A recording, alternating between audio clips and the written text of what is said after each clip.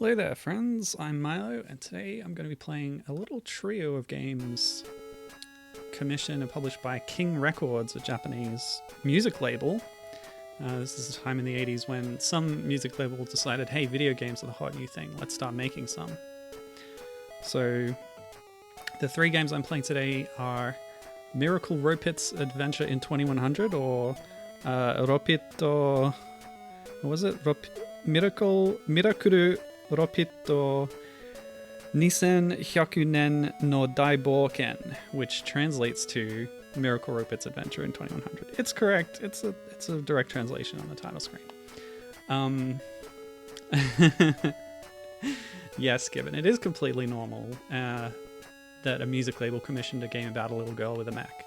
And that's the premise of basically all three of the games today. After this, King put out two games on the Game Boy with essentially the same premise, that a brother and sister of young children are separated. One of them is abducted. It changes between the games and the regional releases, whether it's the brother or the sister who's playable.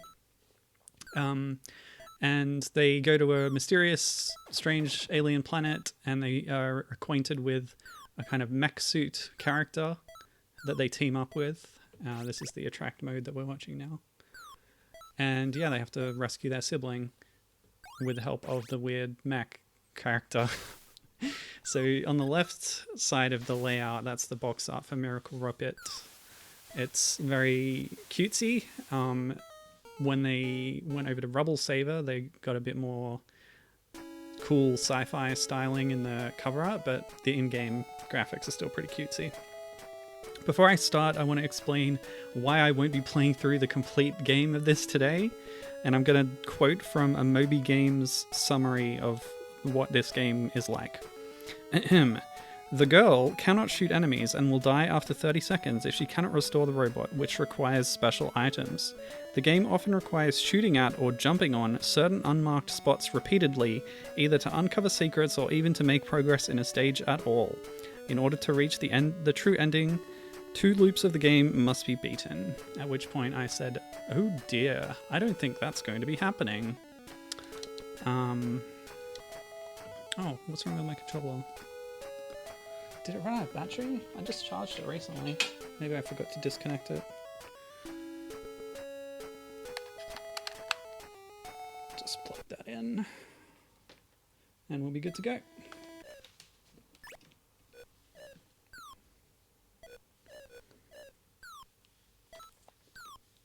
Okay.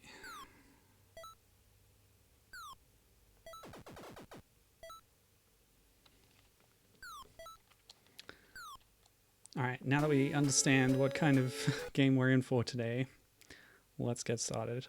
I'll probably spend more time trying to complete Rubble Saver, the second game, today for the Game Boy. But we'll at least try this one out, see how it goes. Okay, now that I've fallen down here, I can't get back up, apparently. Oh. Oh, I see. You get more jump height if you're running at the time. So, you know, a lot of platforms do work like that. Oops. So, yep. If the mech takes damage, you play as the girl for a little bit. And she can't shoot. She can't really do anything. Oops. And the music changes, which is fun. Nice little touch. And yeah, as the little summary I read said, you have to find a special item to restore the mech. I don't know how to find that item.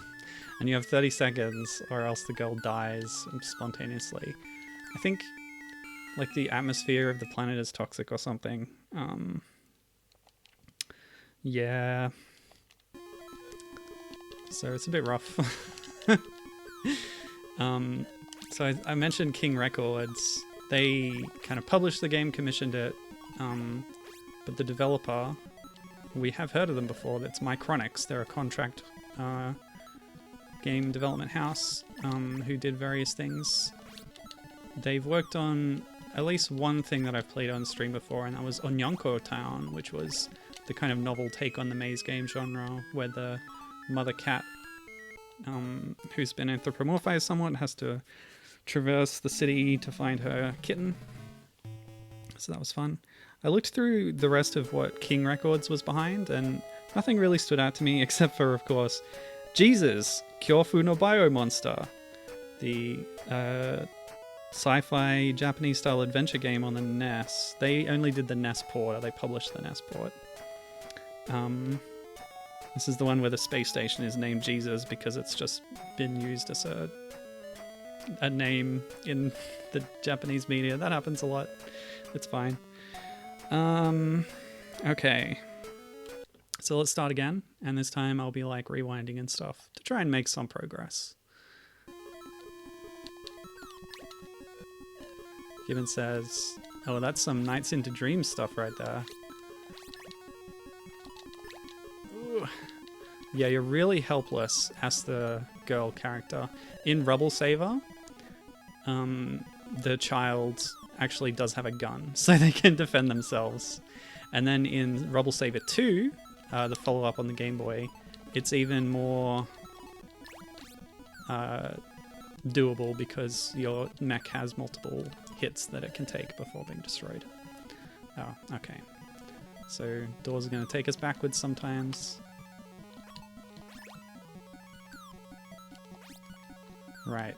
And if I do get stuck or anything, that's a fun thing. If you fall too far, your mech kind of gets squished cartoon style and you have to jump to correct yourself. Yeah, if I do get stuck, I will be helped out by a certain guide that I found on Game FAQs, which seems very helpful. It was written by Puchone.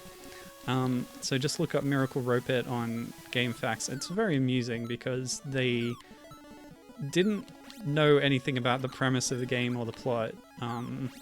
They just wrote about how to complete it and how to play it. But they make up all the details. So they give all the enemies names, they make up a new plot. I don't think the characters had names in the original release. So Puchone's given names to them, like the girl is called X Asuka X Angel X in kind of... What? I just spat at that door at an angle and fell down. That's pretty rude. Yeah, so they've given them like Leet speak names for the characters.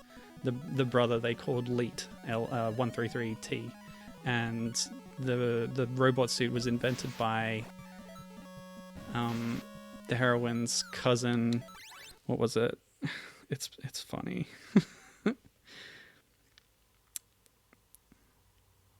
Professor Pepsi. And the planet that we're on is labeled Saint Valentine in all caps. Oh, great. So you die if you run out of time. That's a mechanic. Great. I love those mechanics. You just have to be faster, I guess. And I don't know if I'm going to need to jump in a specific spot to progress. This is totally like a buy the strategy guide kind of game, it seems. Also, we are getting a lot of slowdown if there's too many sprites on screen, which there often are. Okay, cute dog, but dangerous, I think. Or is it? Oh, maybe it's friendly. Hello. Oh! Oh no, it attacked. I shouldn't have jumped on its head, I suppose. Can I shoot it? I don't know. Oh yeah, okay. It's a good sprite though. I don't know why that is. Like, I'm getting blown back from certain doors.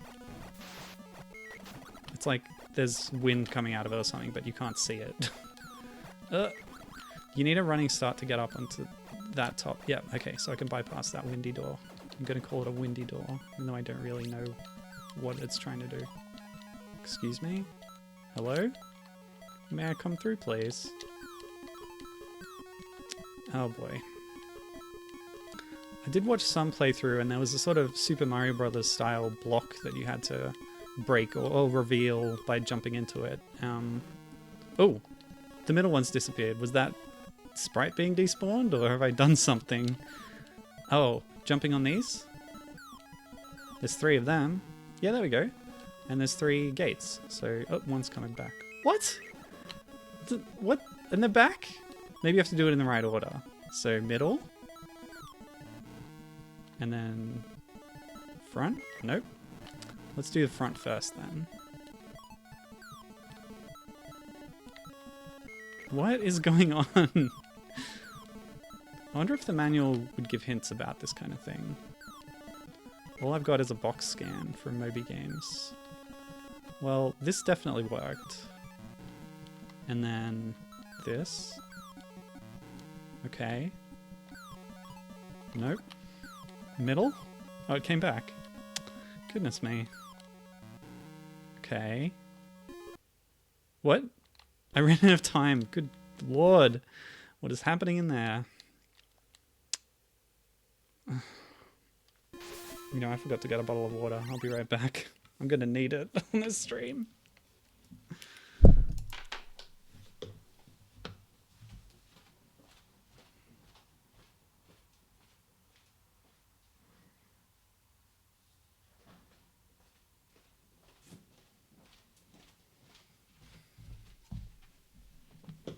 Alrighty.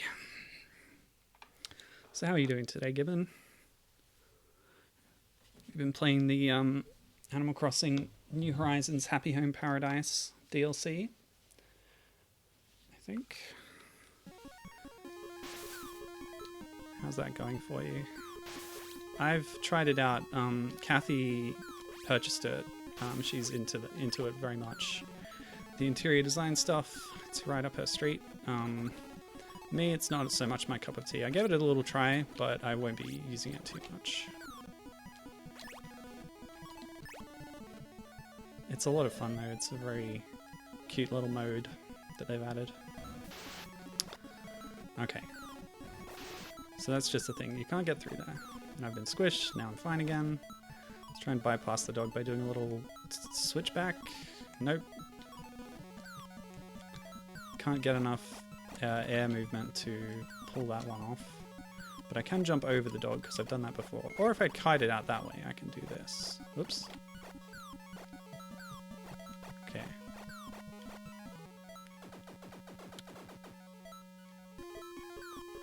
Oh, daylight savings has been mucking up Gibbon's internal clock. I get it. Yeah, we've all been there, I think. Our daylight savings transition was a few weeks ago. And yeah, she's spent a couple of hours on the DLC. Fun, but not sure if it's my thing or not yet. Alright, since I'm kind of stumped here, I will consult the guide, thanks to Puchone. Let's just see some of the names that they've given to the enemies here. The grey goose, the white ball that turns into the caterpillar, crabby McMosquito, and vertical spiders McCrab. I think we might have seen those already. I don't know if we've seen the goat. Dr. Trampo Gray R. Goat. Apparently there's a warrant for his arrest in the state of Nevada. Alright. Okay. Oh, okay. So there's power-ups. If you jump onto those bouncing balls before they split, they'll give you power-ups instead. Okay. Cool mechanic, I guess. As for this part I'm up to now...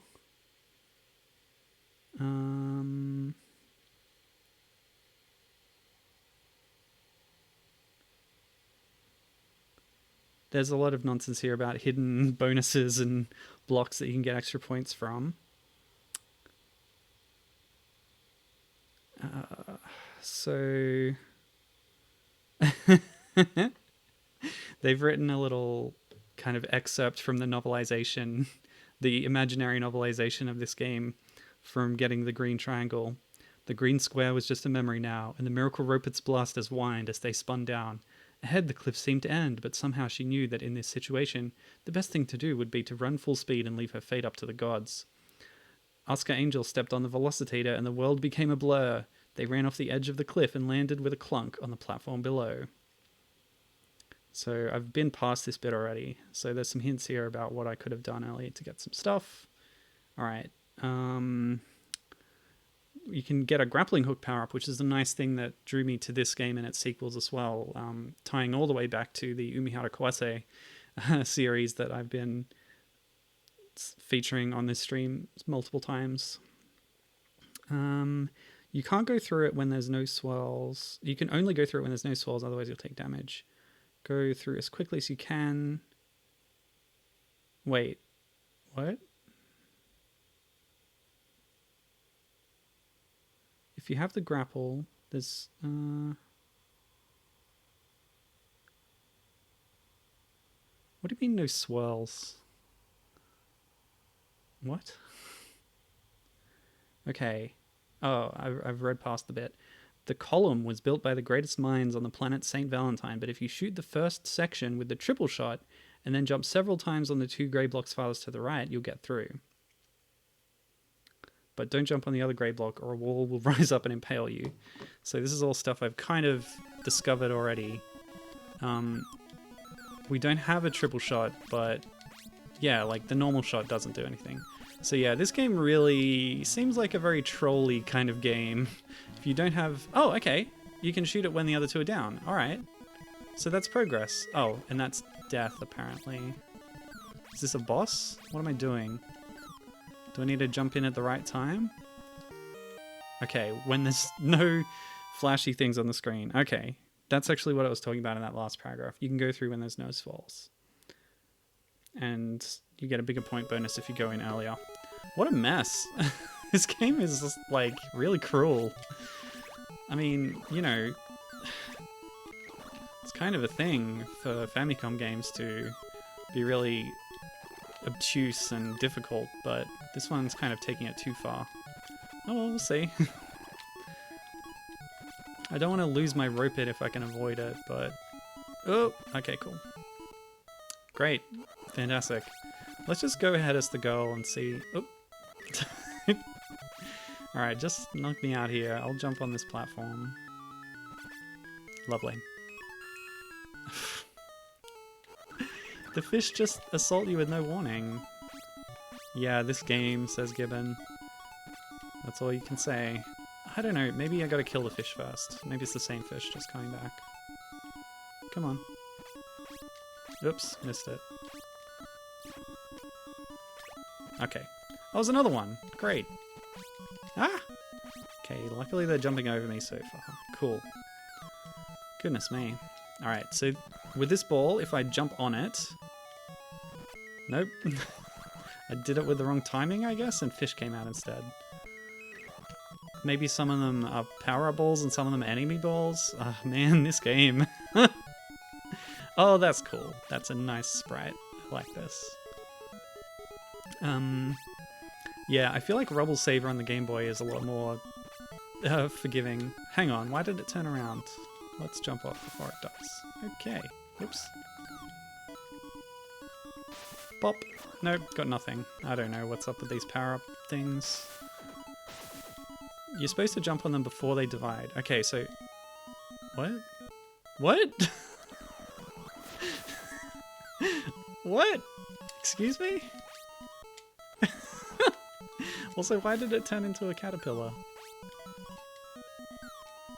Okay, these ones just turn into caterpillars. That makes sense. I get that. What I don't get is how to get power-ups out of them.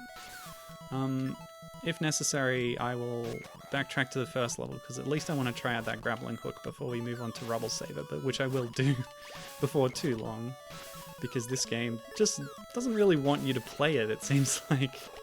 Or at least finish it. Ugh. Okay, cool.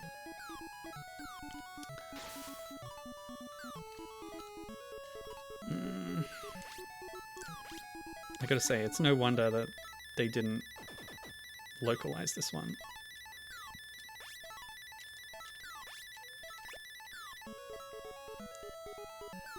Okay.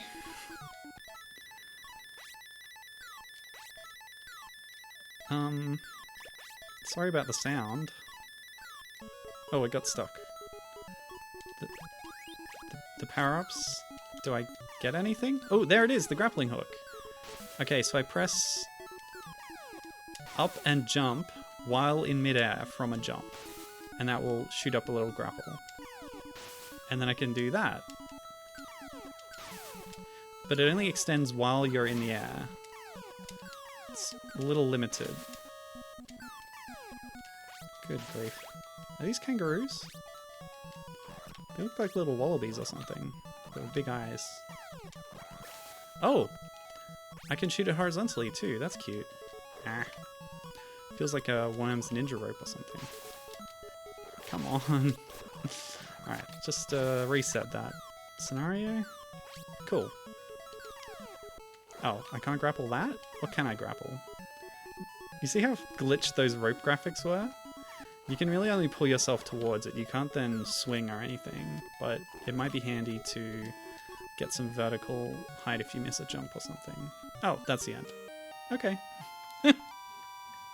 Well, we've seen how the grapple works now. That's good. Woo! Oh, wow. We certainly are getting some varied landscapes in this game. That's nice. Quicksand trap that's invisible? Isn't that cute? Yeah, we've already been to just sort of rocky crags and the lakeside, and now we're in kind of ruined desert. These look like ruined structures. Oh, like a radio. Oh! The radio is death? No, it just stuns you? Bad notes. Evil notes. Awful music that we don't like, apparently. Okay.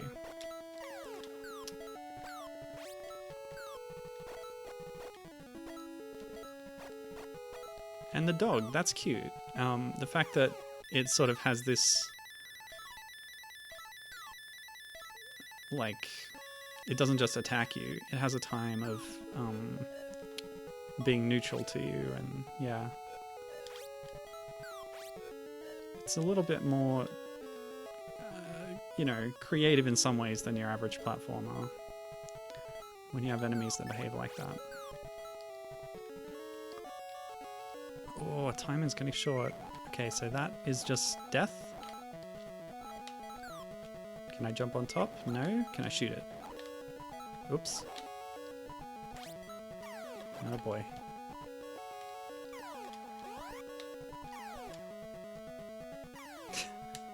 I gotta say, I'm pretty underwhelmed by the grapple hook. And I haven't even got the triple shot.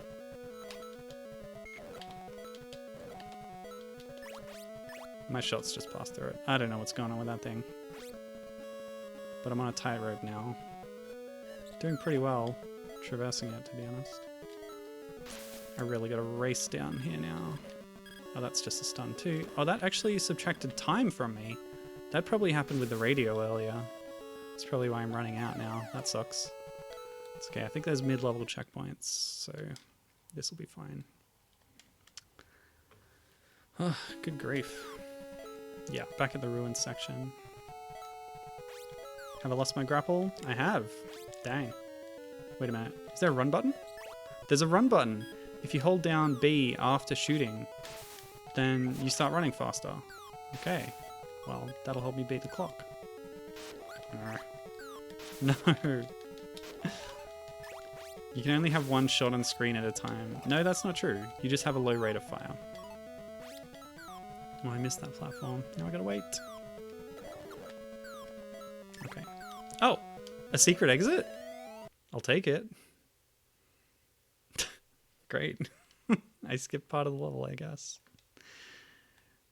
So it's just the secrets that exist in this game. And now we're at a lake at nighttime. Okay, the moon broke. This game... It's feeling a little bit like I Want to Be the Guy or something. Did you notice before when I was walking across that crumbling bridge and like parts of it fell down but one part of it went up?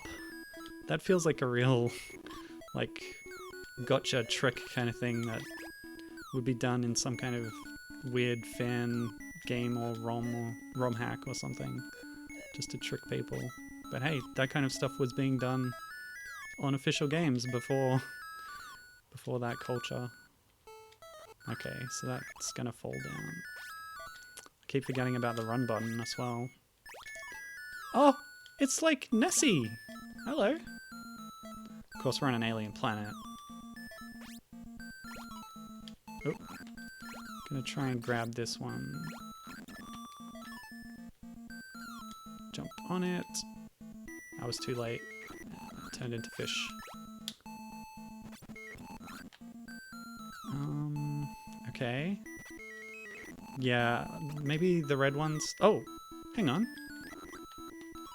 it turned into power-ups that time. It's given me extra shots. That's cool.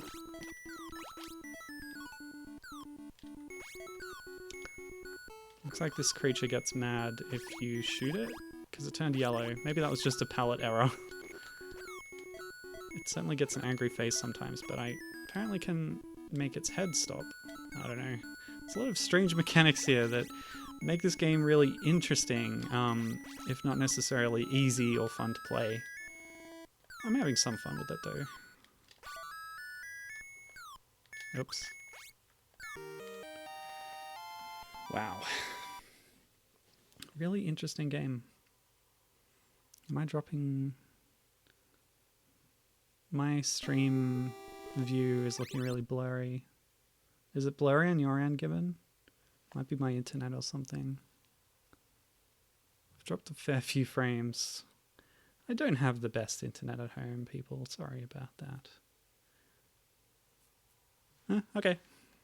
It's just my end then. So now I'm in space. And those mosquito crabs are coming down on wires. Oh, here we go. This is a setup I've seen in preview screenshots for Rubble Saver.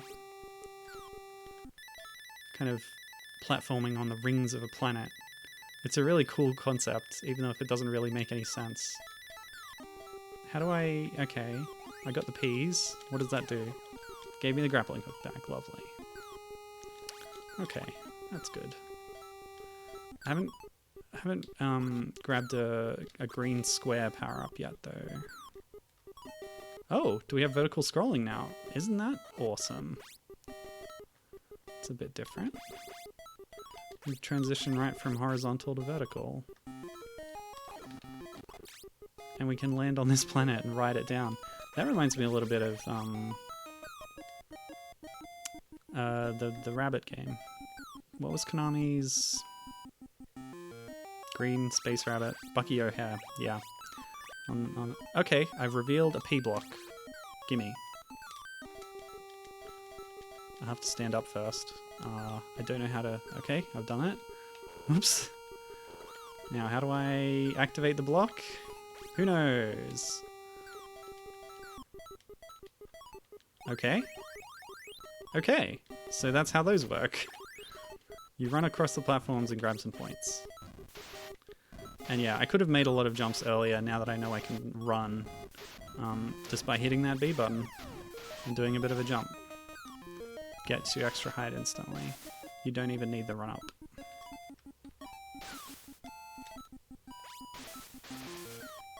Or maybe you still do need a bit of run up, but it's a lot easier to get the speed necessary by holding B. Ugh. Sorry, 1, 2, 3, then go in. Interesting.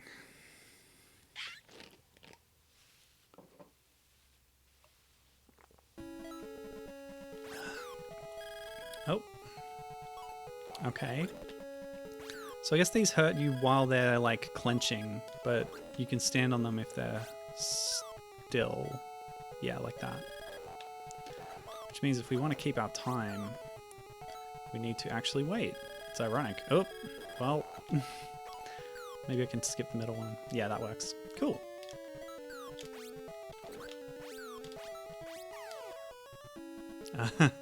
Yep, I've grappled onto this platform. Oh, I can jump out of the grapple. That's cool. So it actually saved me from falling in the pit there. Cool. I love grappling on a ledge in 2D platformers. You don't see it too often. Rayman Origins is a good one that does it. So you can bop on those things and apparently they evolve into like mantis type creatures.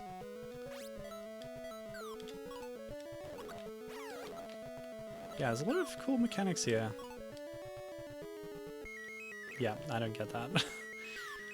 And I don't know how to revive the robot. Apparently you have to find hidden power-ups to do it. I'll just opt out of getting damaged if it's all the same to you. Now, have I kept my rapid fire shot? I don't think so. Oh no, I have. Great. So that was after that death that I did before. You see I grappled the underside of a platform there, it couldn't bounce me back up on top of it. So still on the lookout for a red square, or a green square rather. It's down here. Maybe a bonus? Nope. Oh, yes! But it's an anti-bonus. It's a backwards warp that takes you back. Massive troll. Super Mario Bros. 2 style. By that I mean lost levels. With its backwards warps that you can't escape from. Yeah, real great and fun level design that everybody loves to experience. Oh, you took the wrong thing, which was not indicated at all. And you lost progress, now do it again. Really, really cruel and not fun. Oops. Cool. But hey, that's what emulator features like Rewind are for sticking it to those game designers of the 80s who thought that they could prolong the life of their game with artificial difficulty. Alright, this is a scenario, I think, where we want to grapple, so I'll do a bit of a running jump. Whoa! Unfortunately, I grappled below a platform that arrested my movement. Oh, what? You would think that should have grabbed. I think I can't grab the pink ones, I can only grab the sort of cork texture behind it. What I'm trying to do is grab the cork above me. If I get a bit of speed up. Well, let's try this. Oh, what? Okay, I think I grabbed the chain above me, you know, in as much as this game can really depict that. And it lowered the kind of drawbridge in front of me, so that's cute. Ouch. Please? The caterpillar turned into a ball. Now how do I activate this again?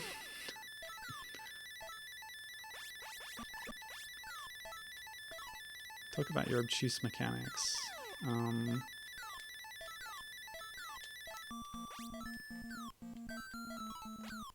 What's that done for me?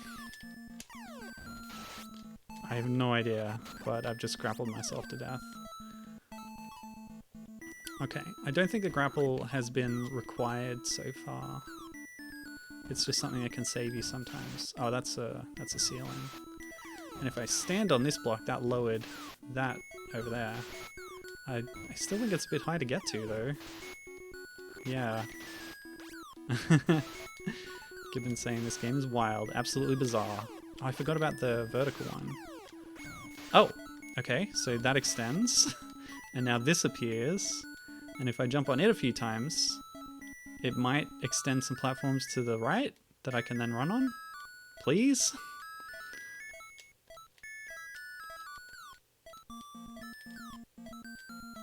It's not giving me anything. It gave me 1,000 points earlier. Maybe that's all it's for. Alright, well if I... Okay. Oh man, all the little tricks that this game does. It's interesting. Okay, run! No. Oh boy. Tricks or maybe trolls. Cool. I managed to just get back enough to shoot it. Now what? Cool. Hi, dog. Oh no, dog. Uh-oh. Uh-oh. Oh, okay. You can kill the dog. And I found a secret exit. You know what? I'm kind of curious about what other tricks this level is gonna play on me, so I feel like I want to actually continue it instead of going through the secret door.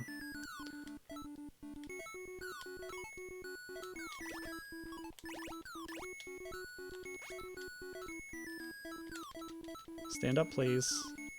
Okay, thank you.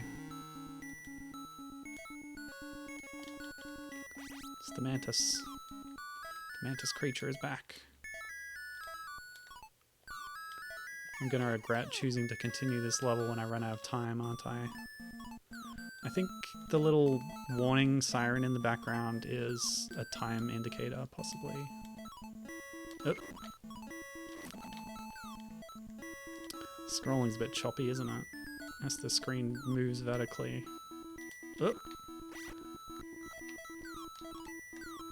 Ah, here we go. The regular exit. Phew! I made it. Oh. I gambled that I would get that with the right timing, but I didn't.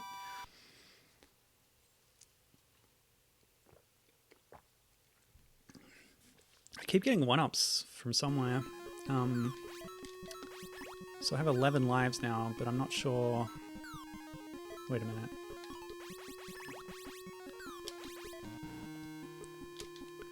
Yeah, I'm not sure what level I'm on or how many there are. I'm figuring this is another like jump on the right block situation, except there aren't blocks this time. Maybe it's this thing. I don't know if off-screen objects can affect other ones though. Oh boy. Well, okay. Great, I did it somehow. But what's this about? Oh, okay. So that's a death.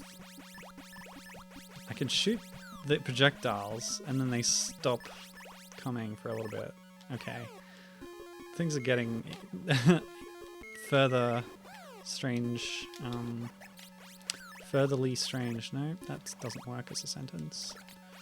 Things are getting curiouser and curiouser, I'll say. That's a good one. Excuse me? You know what this background music reminds me of? I don't know if...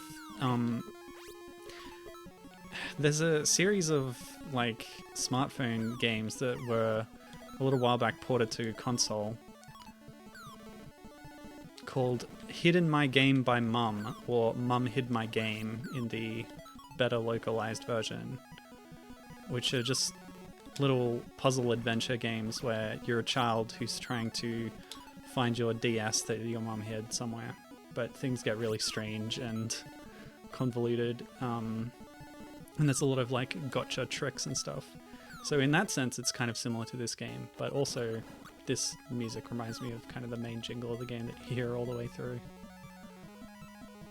Okay, we've transitioned from horizontal to vertical scrolling. It's a bit like Metroid. Once you get through the horizontal bit, there's then a vertical bit. Whoops. Well, I guess I can fall, but no. It's Donkey Kong Land falling mechanics. If you fall too far off the screen, then the scrolling can't keep up with your falling and you just die. Not good.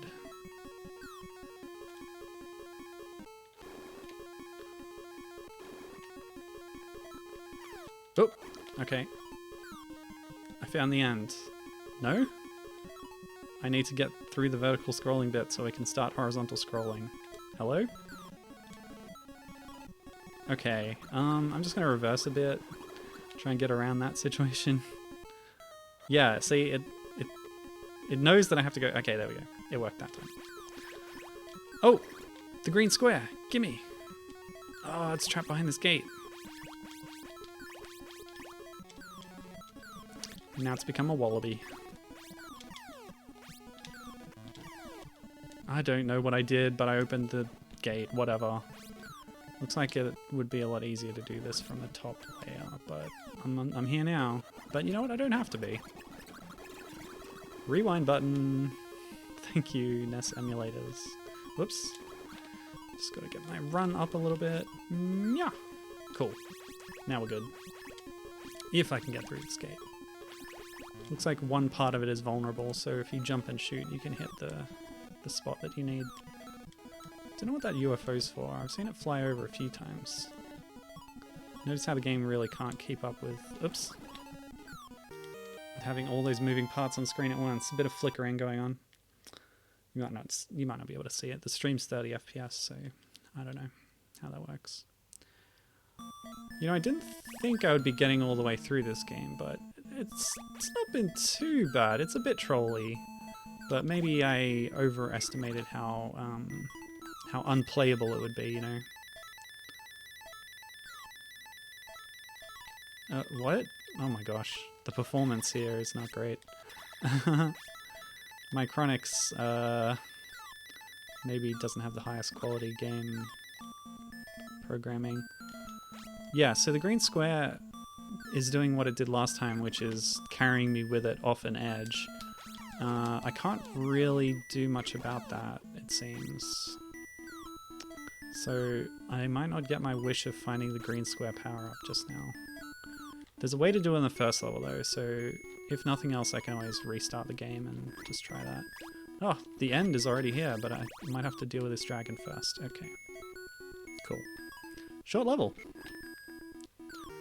Having an end of level trigger that kills you is a real, like, jerk move, I think. I don't like that. But I've got up to 17 lives now. So, despite all the game's nasty tricks and traps, it does throw some lives at you to help you get through it. Which is, I guess, it's something. I'm not going to call it nice. I guess it's a nice touch to do that. It's not a nice overall. Oops. Ugh.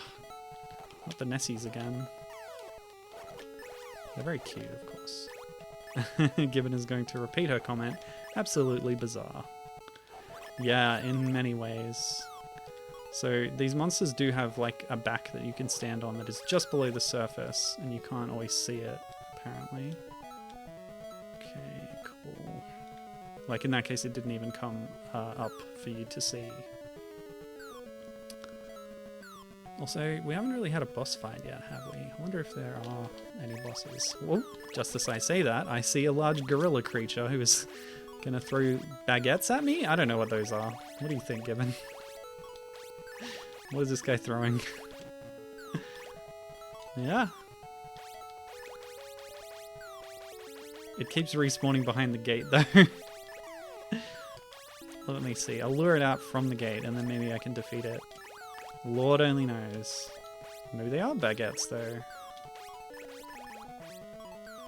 When you say Lord knows, I think of Jesus feeding 5,000. So yeah, he's just replicating the loaves there and throwing them out. So hey, it's a miracle. It's Gorilla Miracle. We've destroyed the Miracle Giver. Sorry anyone who is relying on that. Come on now. I'm sure I broke one just by jumping in front of it. Well, there you go. Who knows what I did, but I did it. And yeah, we got a boss fight. I think I'm just gonna finish this game. Why not? Rubble Saver shouldn't take too long.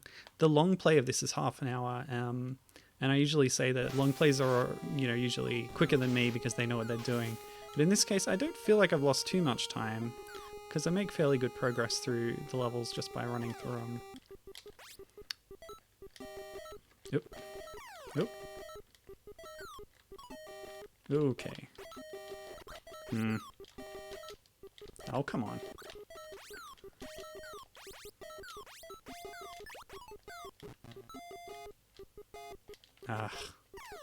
Really wish you could bop on enemies. But that's not a mechanic in this game.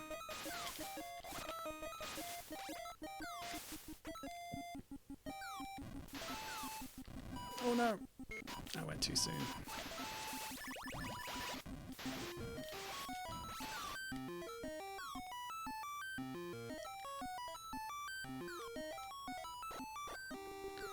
I have a feeling we're going to see that dog again, by the way, because I think it's in Rubble Saver. The ring of that planet extends really far and then slopes away. Oh, there's two planets right next to each other and their rings connect. And then the ring, yeah, how strange. This doesn't make any real sense, but it's cute. Again, another short level. I will not complain about that. Yeah, I'm going to beat this game. I'm going to do it. That feels good. Oops. We're back to the Mum Hid My Game music, by the way.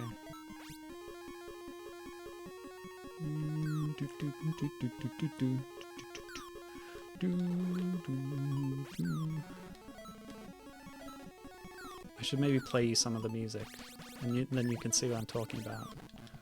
But not right now.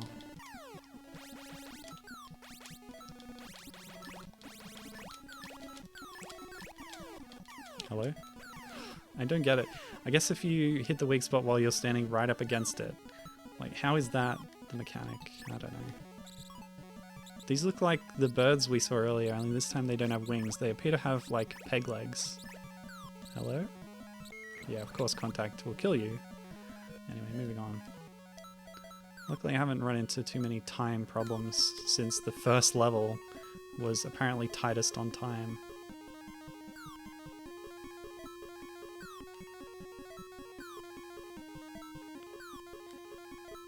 And had a bunch of warps too. Oh boy, what's this? Oh, crushes, great. Why are these even here? I think I run faster when I'm in my, my default poise. When I'm not crushed into a smaller stature, I mean. Okay. Okay. It's so fast that it's really difficult to accurately time a jump through it, so I'm just trying to get lucky right now. Maybe this is just like a suit check. Yeah, okay. Sure, and then it gives you the power up to revive the suit right after. Okay, that's a trick. That's fine. So you were supposed to take damage there. As for this, I really couldn't say, and I appear to have lost my grapple hook at some point. Oh, maybe because I just took damage. That's supposed to strip you of your power-ups. So if you lose the suit, I lost the multi-shot, I lost the grapple, but of course that also means that I don't know how to get through here. Maybe this is a suit check as well. No? No? Okay, well, I'll just rewind. Keep the suit. Alright, so clearly I have to jump somewhere.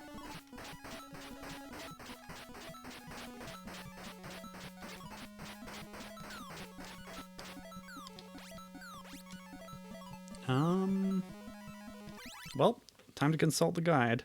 Although while I do, I'm going to show you that music. Hidden my game. So I'll just load up the game on my phone and like turn up the volume and point it towards my microphone.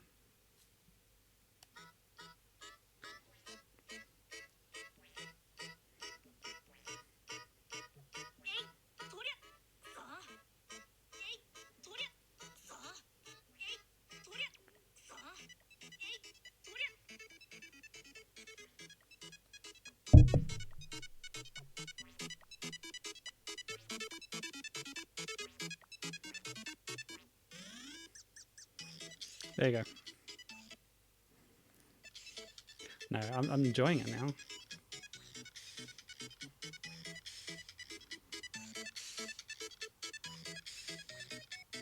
Yeah, so that's that. Alright, let's look up the guide. Impossible to say what level I'm on.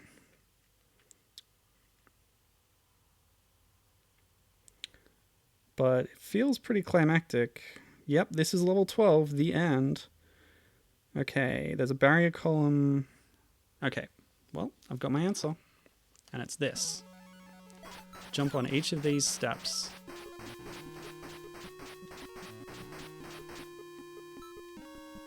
That's it. So this is the jumping on random things for progress that I was warned about on Moby Games, I believe. Oh, sorry? What? Okay. Again? Oh, it's the brother. We win. That's the end. What?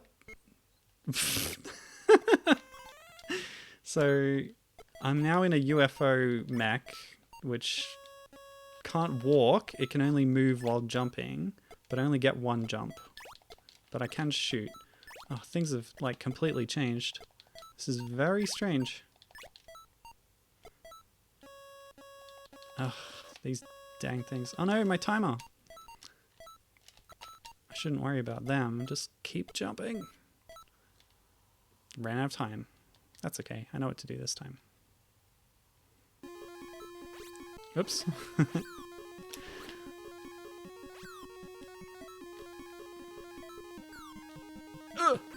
Cool. Yeah, we're doing well. Let me through, please. Oh.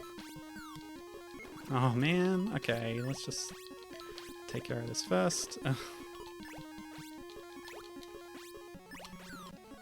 Whoa, I got sick height off that jump somehow. I wish I knew how to destroy these gates, but oh well.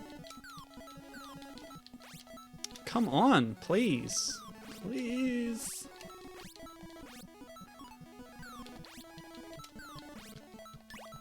What am I supposed to do?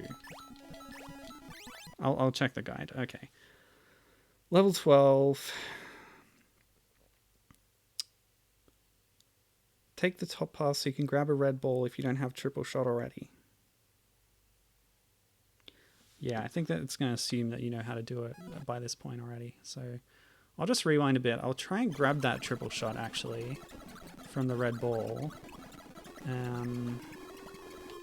Not that it helps that much, but... Okay, I'm on the ball. But it killed me.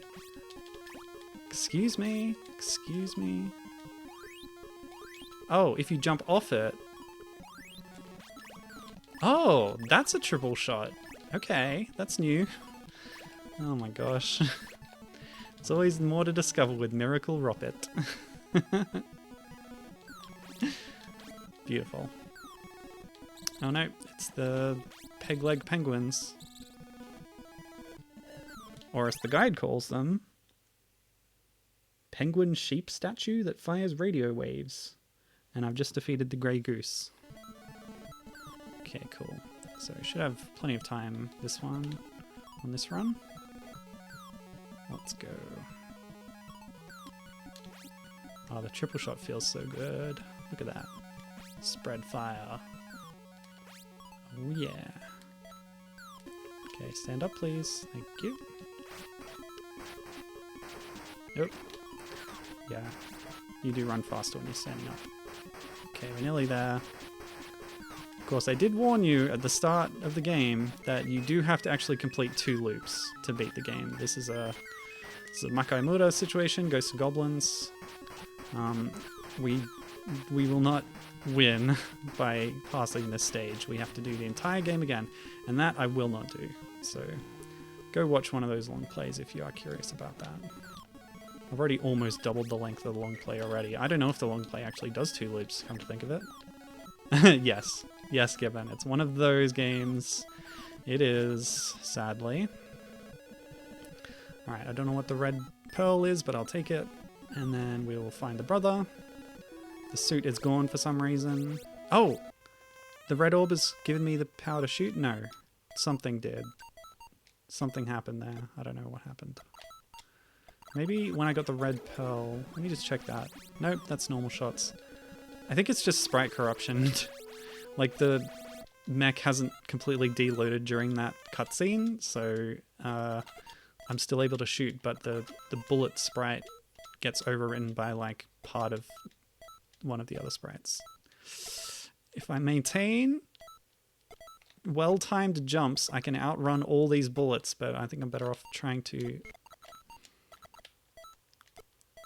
go back like this. Oh my gosh. This ain't good. Okay, how about this?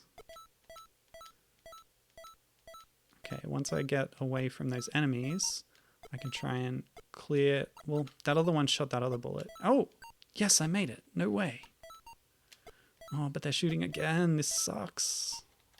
Okay, go away, go away, go away, go away.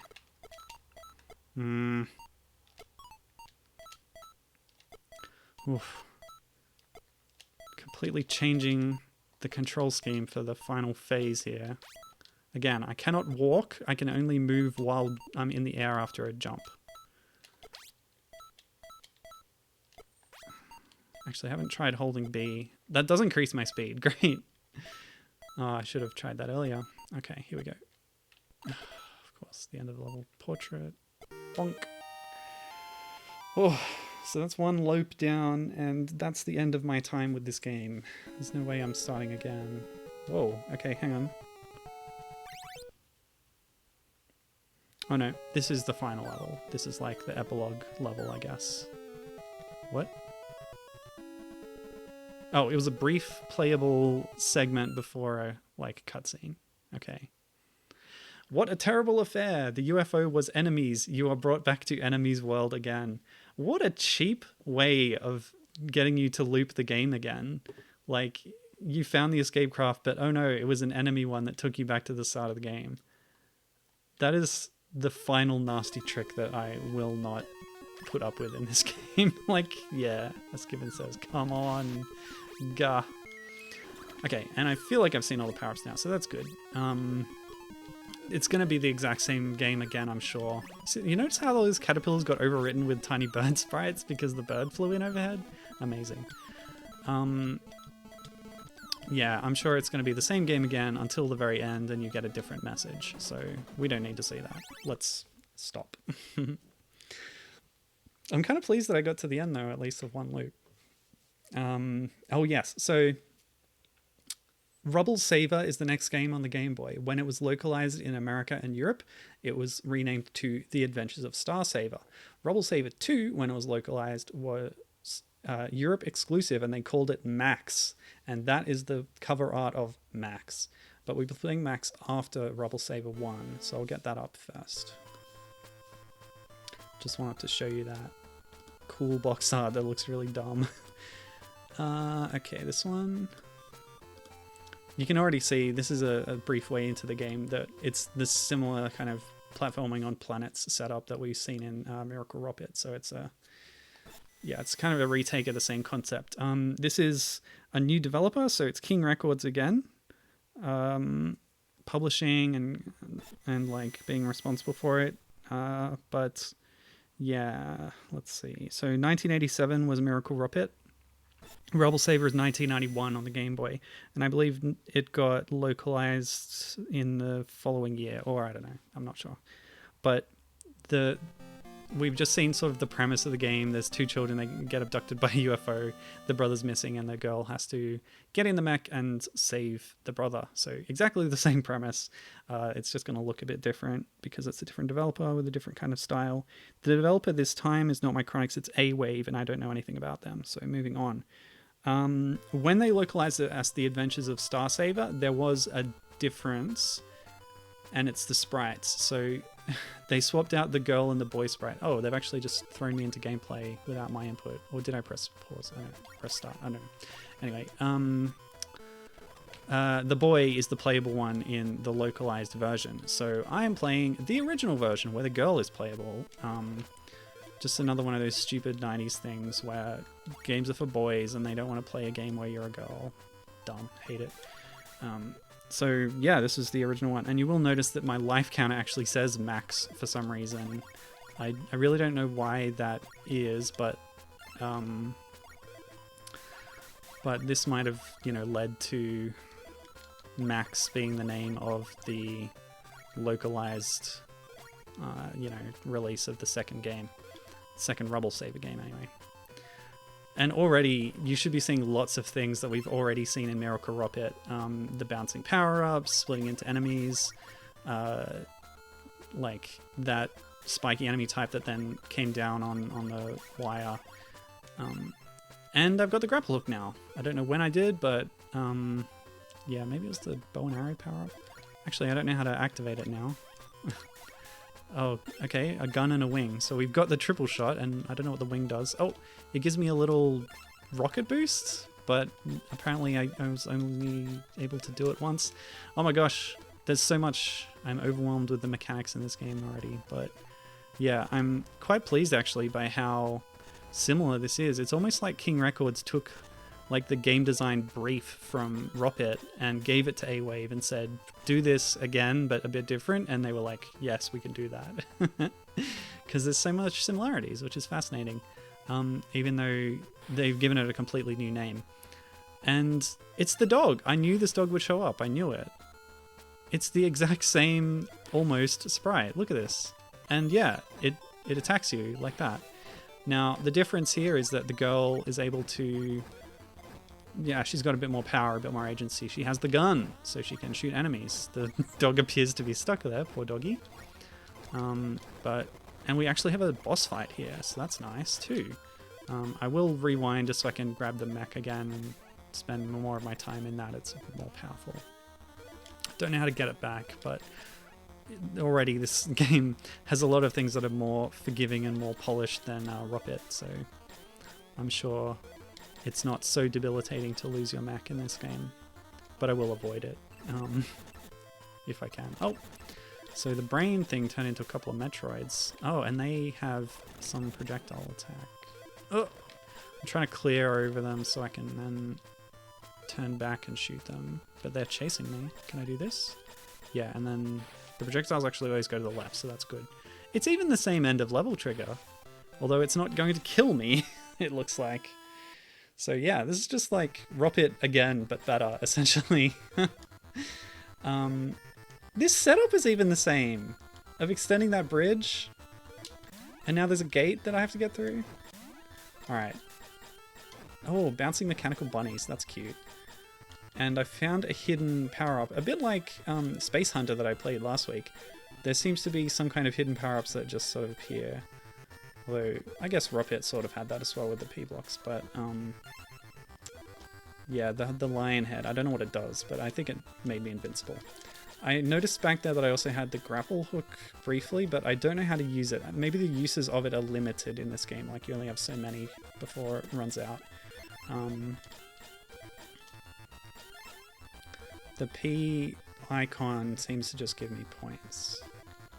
Oh, there's just so much going on. To cover what Gibbon has said in chat, sorry, she says, reminds me of Blaster Master Boy, just basically being an improved port. So Blaster Master Boy was like the Game Boy release of Blaster Master from Sunsoft. I don't know much about it, but as Gibbon says, it's kind of an improved port of the original Blaster Master. Maybe I'll try that out. I've got like Blaster Master 0, 2, and 3 on my backlog to play at some point, so it might be a good time to check out the earlier instances of the series as well. So here we've got kind of a robot Rhino thing, or... Oh, yeah, okay. Go under it. Also, Gibbon said that... Yes. We get by with the power of friendship, and this gun I found. Cappy liked that one too. Is that a reference to something? I don't know. Looks like it's only vulnerable when it opens its eyes. So the eyes are the vulnerable part, but they're armored most of the time.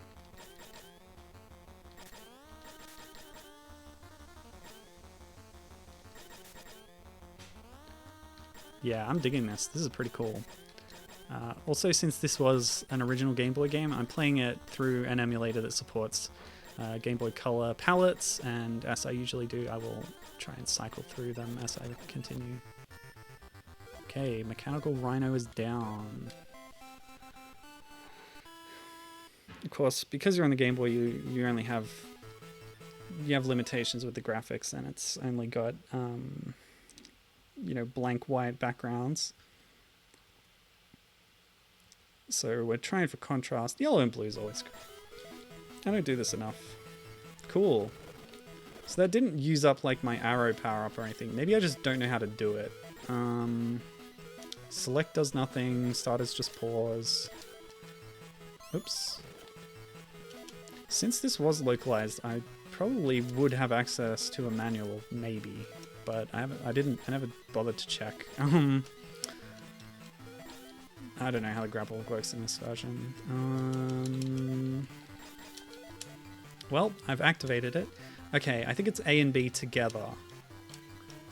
But I can't jump out of it, apparently, or it got stuck while shooting another one. Let's try it again. Cool. Alright, that's not bad. Gibbon says, not quite for Blaster Master Boy. It was localized as a Blaster Master title. Wait, what? Sorry, I just have to deal with this. Okay, we got a windy cave again, just blowing me away. It didn't damage me though, fortunately, but I did get damaged by the spike afterwards. We're seeing the warp caves come back, which was really only mechanic in like the first level. Okay, you have to press down to go through them apparently. Oh, can I grab that? Yeah, A and B at the same time is how you do that. And then I guess the jetpack. Oh, it does use it up. Okay, so the grappling hook is the bow and arrow thing, but when you successfully use it to grapple, then you lose one of your counters for it in the UI bar there. So that's my bad. I shouldn't be frivolously using it if it's so limited. Yeah, so Gibbon was saying that Blaster Master Boy was localized as a Blaster Master title. Oops.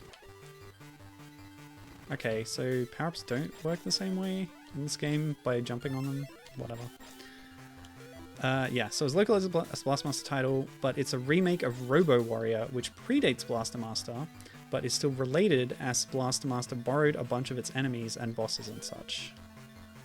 Wow. I had no idea. So if I do want to be more comprehensive about playing old Blaster Master titles, apparently I need to play Robo Warrior as well. Naughty Dog. But not that Naughty Dog. Oh, here we go. Not this again.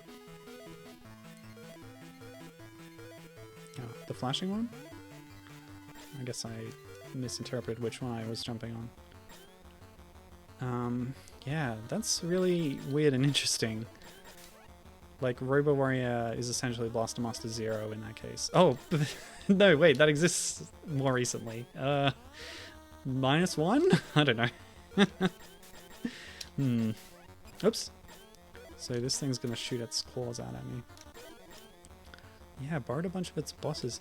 Oh, if Blaster Master borrowed Robo Warrior's bosses, is Mother Brain in Robo Warrior? Because that was always a fun thing that existed in Blaster Master.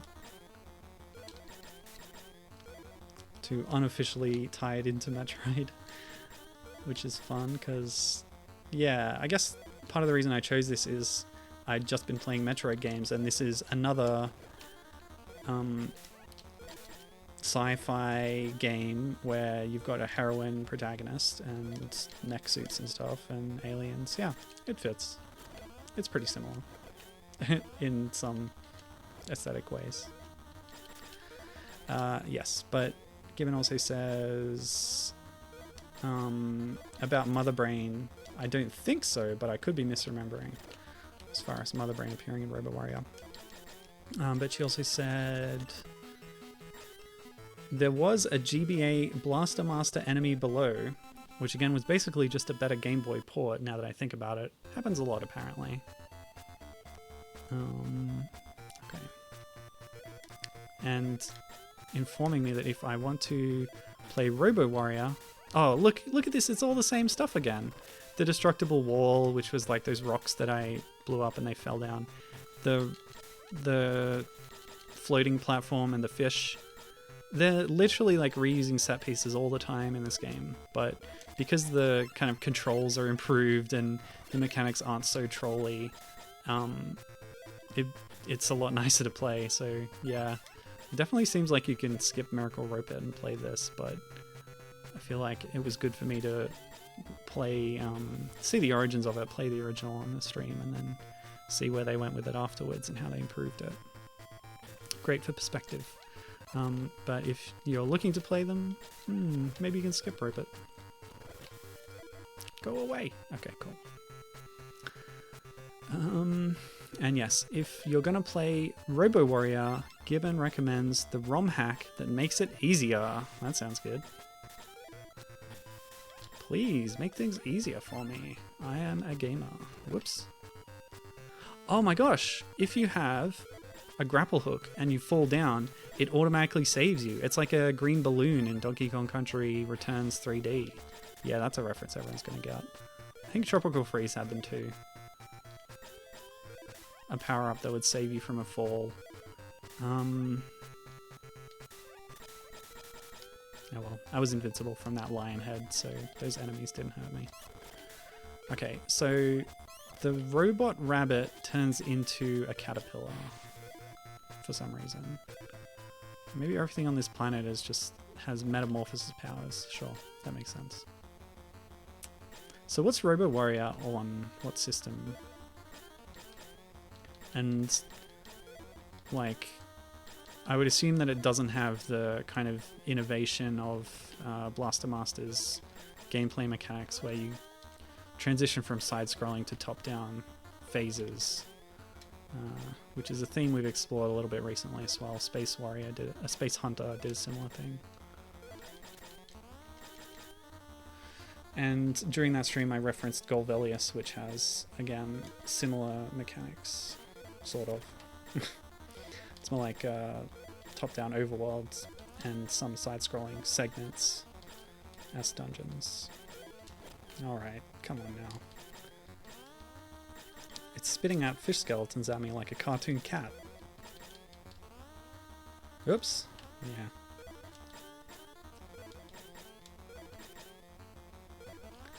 See, I don't... hold on a second. Am I able to hit it when it's... Yeah, okay.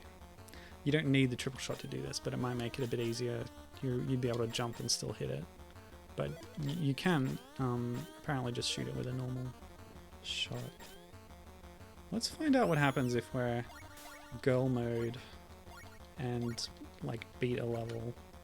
Do we get the robo back straight away? Oops. I'll make a save state before I start this experiment just in case. Okay. Kill me! So Robo Warrior's on the Famicom. It's kinda a Bomberman spin-off. Oh! Yeah, no, I think I know about this.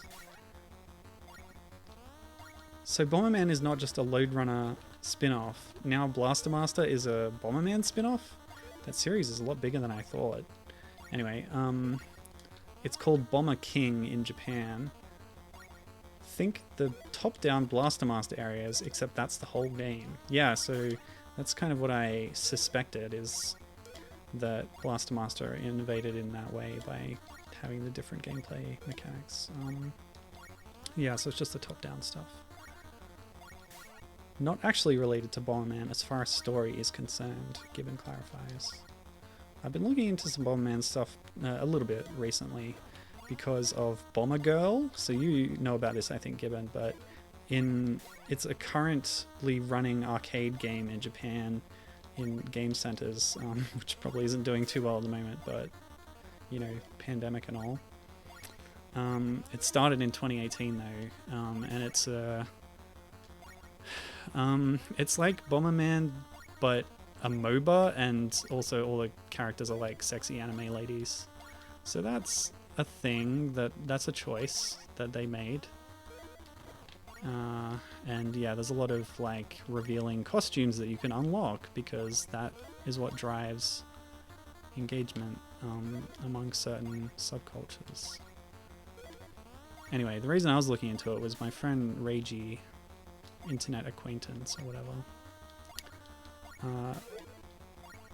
is a huge Bomberman fan and kind of did a little Twitter post about the comics. So Bomber Girl has a Twitter feed that it uses to promote, you know, upcoming content and stuff.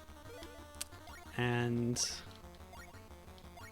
also they post a weekly little gag comic. It's a whole page, pretty substantial and cute little art. Okay, so we defeated the evil fish. We've got a little turtle friend and we made it to the end. Do we get our mech back? We do, so there you go. But I've lost all my power-ups, sadly. No more triple shot. I'll try and get that back if I... Quicksand! See, I told you! Every mechanic is here again. Yeah, if I could somehow stumble across some power-ups again, that would be nice. Anyway. And the radio! It's just literally every single thing is back. This is incredible. And nobody playing this in North America and Europe at the time would have known that it's all based on a Famicom game. Gimme. And it's even got the bridge section that goes up. That's incredible. The yellow color scheme actually fits the desert really well, so I'll keep that on for now. And yeah, we got the wing and the gun again, which is going to help us. with the triple shot. Here, even got the tightrope walking and the little the little wave attack and platforms to run across. Man, it's all here. Now, when there was a gate before, part of it was flashing and that was the part I needed to shoot. That doesn't look like it's the case here. This is, again, a reuse of that set piece. Wow. The set piece with the rotating platforms around the thing. But this, it's like a wrecked ship in the middle of the desert. That's a cool thing to just include for no reason. A lot of fun background details here. Oh no, it's that guy. If I remembered its name from Metroid 2, that would be a lot more impactful. What's it called? God. It's like the one boss in Metroid 2 that's not a Metroid. Well, it's sort of a mini-boss, I guess. What's going on here? Okay. Briefly vulnerable. Anyway, Bomber Girl, Arachnus, thank you. I knew it was a weird sounding name because you would think that would be a spider, but yeah, thank you. Yeah, so Reiji was excited because the Bomber Girl manga featured a Bomberman character who we actually have met on stream because it's Mujo, who is a sort of minor villain from certain of the games, and he was kind of one of the hosts of Konami's platform fighter on the GameCube, Dream Mix TV World Fighters, which I played a little while back. And I played a lot as Rika-chan and the ninja person. And we did a bit of a bloody raw run as well. Anyway, yeah, so Mujo, who hasn't been seen in a Bomberman game for a while, I think, showed up in this comic as a little cameo, as a back reference to Bomberman stuff, and Reiji was very excited about that. And that's when I was like, wait a minute, there's like I didn't know this comic existed, so I was like, interesting, video game comics. And they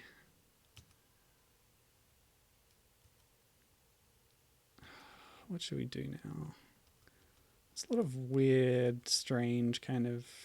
That one is actually pretty moody for this kind of nocturnal stage. I'll pick that one.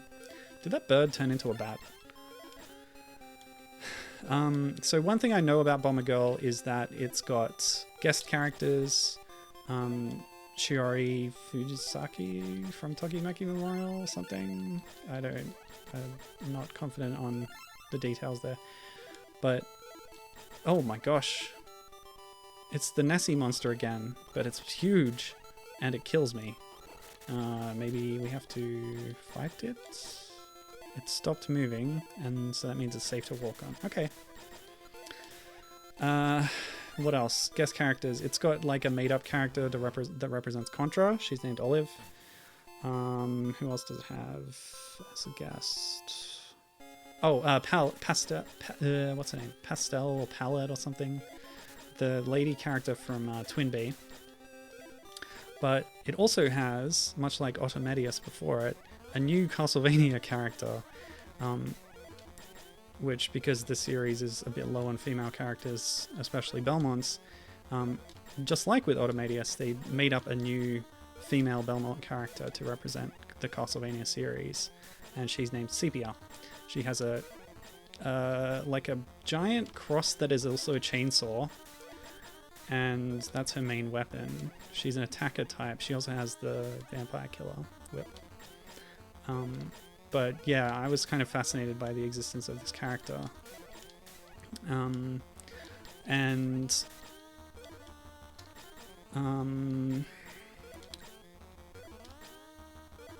Boss fights are a good time to talk because it's a lot of repetitive action. Yeah, so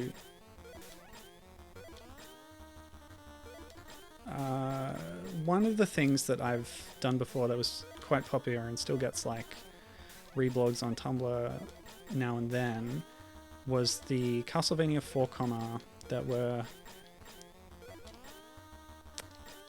kind of promoting different games in the series. Sometimes they were like... Actually, I think a lot of them were digitally distributed like on the official website of the game, and it's just like a handful of gag strips with a kind of cute style with kind of a mustard yellow background. That's the main type of them. There were some artists that did one-off ones for some of the DS ones, or yeah, who sometimes had other ones, but like the main style was all by this one person, and it was like that consistency was really cool. So anyway, good gags, fun little comic things, and I translated a bunch of them. Most of them, except for the ones that had already been officially localized for Dracula X. Not Dracula X, the Dracula X Chronicles on PSP.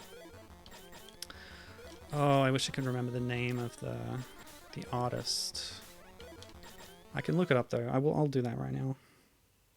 It's worth crediting them. Just go back through some of my recent likes. I've probably... Yep, this one. Shizumon was the artist there. Anyway, given my history of translating all these Castlevania 4 art, now that there are new gag strips officially from Konami that are starring a Castlevania character, who again is also a new character, there was all sorts of reasons that I was into the idea of translating these silly gag comics.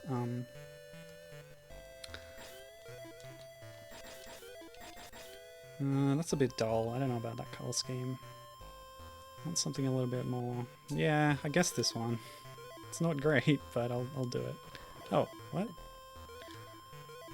We have to lower the drawbridge again, somehow. Except I think I can actually just make the gap. Ah, but not if I don't want to get attacked straight away, so... What's the deal then? Let's do it with a grappling hook. Okay, I wasted a second grappling hook, but I still got attacked. What the heck is going on here? You know what? Whatever. Just to bypass that puzzle, I will... No, I can't. If I do that again... Urgh, sorry. Yeah, I'll just use that up and then... Yeah. Okay, we're all good. Anyway, so I wanted to translate these comics, these Bomber Girl comics, only to find out that someone had actually already done it. So that saved me some work. Well, not done all of them, but there's a Twitter feed that was also linked to a blog. See, this is the exact same set piece again. Lowering that top one, getting this one will then raise up. Yeah. Incredible. What was that? Oh, just a bow and arrow. I thought it was something weird and special. Okay, clearly this flashing block is important. Aha. Wasted another grapple there.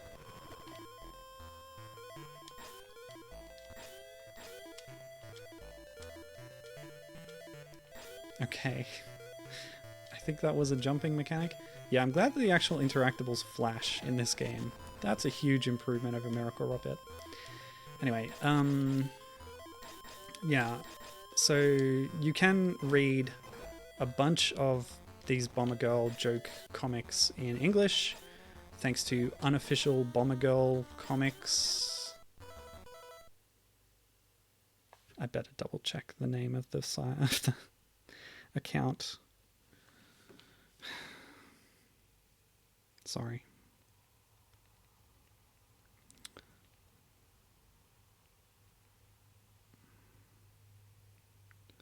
Yeah, it's like ENG Bomber Girl Comics, but the URL is unofficialbombergirlcomics.wordpress.com. Cool. So when I found that, I was pretty relieved, or like, hey, I don't have to do it myself. But they haven't updated in a while. They were doing translations weekly, but stopped a few months ago. So I might end up translating some of them after all, some of the sepia ones. But yeah, it's great that, and they did a great job as well. A lot of silly gags in there Fun stuff.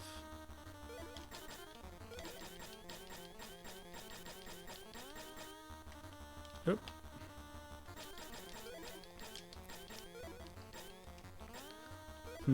Okay, you have to be able to fight all bosses with the single shot, so maybe it's vulnerable. It must only be vulnerable when it goes down like that, but I haven't seen any like feedback on when it's taking damage. Oh, there was a flash. Oh, okay. Apparently I did enough. I do keep accidentally wasting grapple hooks, although actually I don't think they're wasted because they only count as being used up if they connect with something and you use them to do something. Anyway. Alright, I think I said all I need to say about the Bomber Girl comics. But yes, Gibbon did respond to me before, which I have neglected until now. I asked her if she was familiar with Bomber Girl. She said yes. Been waiting for the eluded English console release that has yet to materialize. Well, fingers crossed. How familiar are you with it? Do you have a favorite character or anything? I'm going to pick Sepia just because I like Castlevania. But there's a lot of characters in there. Sepia often interacts in the comics with Aqua, who is a vampire. Clearly, they would have some connection. Sometimes some promo arts they've done for like a Sepia promotion have been like redraw of old Castlevania box art, like Castlevania 1, and then Aqua has taken the place of Dracula in that artwork. She's also interacted with what's the name? The purple character, but not the newest purple character, Prune. It's Purple. It's a lot of the names are like puns on colors, because that's even a holdover from Bomberman itself, where the main character is Shiro or white, because they are white in color, and then like the rival is Kuro or black.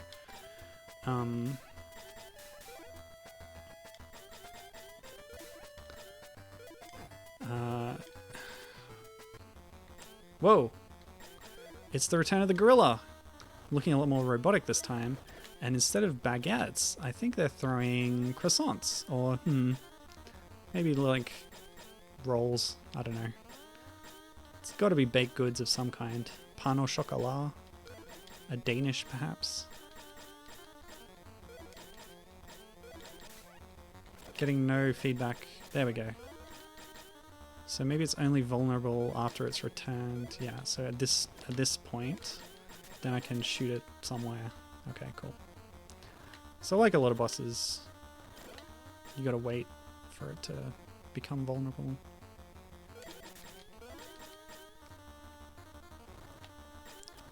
Yeah, there was nothing in Miracle Ropit that felt like a boss, although now thinking back on it, like there was kind of mini boss type guardian monsters or whatever. In this game, it definitely feels a lot more boss-like when you have these encounters.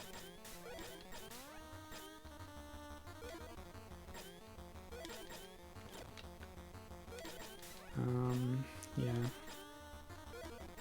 Okay. Oops. Oh, I didn't need to do that. Oops. See.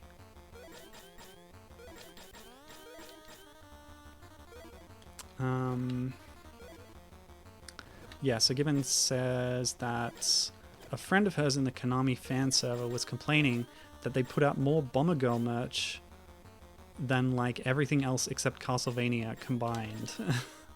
Wow. Well, I guess the approach of making sexy anime ladies is a successful one for them. I'm not surprised, really. But yeah, as far as the actual content and Gibbons' familiarity goes, she says, I am not too familiar, honestly. I'd love to play it, but yeah, waiting for a Getsu Fumiden character to get added. Ah, well. I was looking on like Bomberman Wiki or whatever, of the characters that are in the game, and there's like different types, attackers, blockers, something else, I forget, but there's a lot of like open slots, so they've added, you know, new characters all the time that are in each of these categories, but there's still a lot of space for new ones to be added. So if they keep mining the crossover like cameo ground there for new character ideas, then Getsu Fuminen is an inevitability, I feel like. That gets crossovers all the time. It was in YY World, it was in Automedius, the more recent one, which had the similar concept. Yeah, so fingers crossed for you, especially with Getsu Fuminen being new and relevant with the new game. So yeah, okay. As for this game, clearly this is the same set piece again that we've seen already, where we got through some crushes and then we had to get crushed to move on. That's all old hat at this point for us, because we're so veterans of this game series now. I didn't know they would be so deeply and, you know, directly connected. I thought just the premise was similar, but like it's the same game. It's amazing. Anyway, yeah, so we had to get crushed, even though it didn't feel like it was moving fast enough to crush us. It just sort of death planed you as you walked through. Anyway, so this is the end of the game. We got the magic thingy. Hooray! And the brother will be in the next one along. Break some notes to jump through. The climactic episode. There he is. And now we're both here with our guns. See, there's only a few sprites for the girl and the boy, so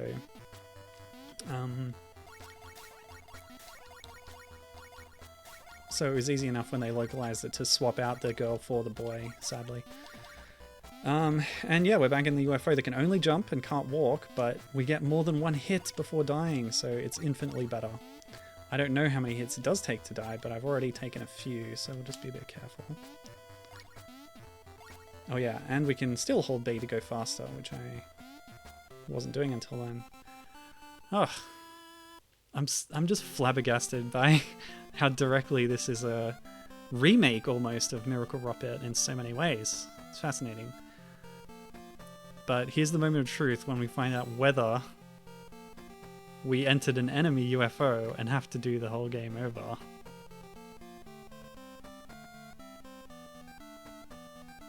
Will we? Just change the palette here. Beautiful. And, oh thank goodness.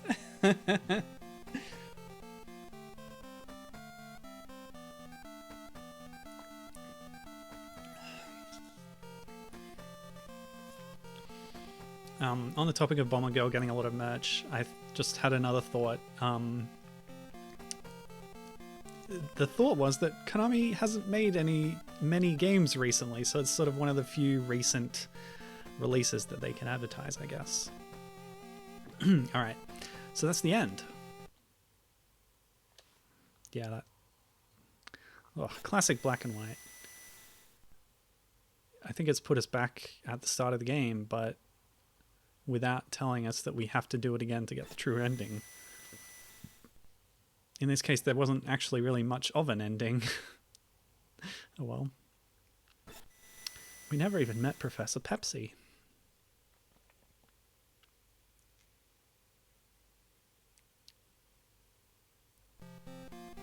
Yeah, so that was just the intro cinematic. Alright, so that was Rubble Saver, the Game Boy 1991 follow-up to Miracle Ropit Adventures in 2100. So what we're going to do now is play Max, or Rubble Saver 2. Let me see. Yeah, I actually have the localized ROM here, so I guess just briefly I'll show you what they did when they localized Rubble Saver. This is The Adventures of Star Saver.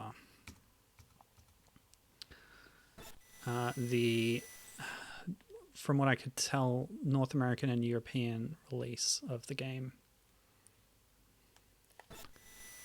So we just saw this, and it's very similar. But notice a key difference here. It's the boy. And the Adventures of Star Saver. Doesn't look quite as good as the Rubble Saver title screen. And then when you get hit... Wait a minute. That damage sprite... Oh, I guess that's his hat. Yeah.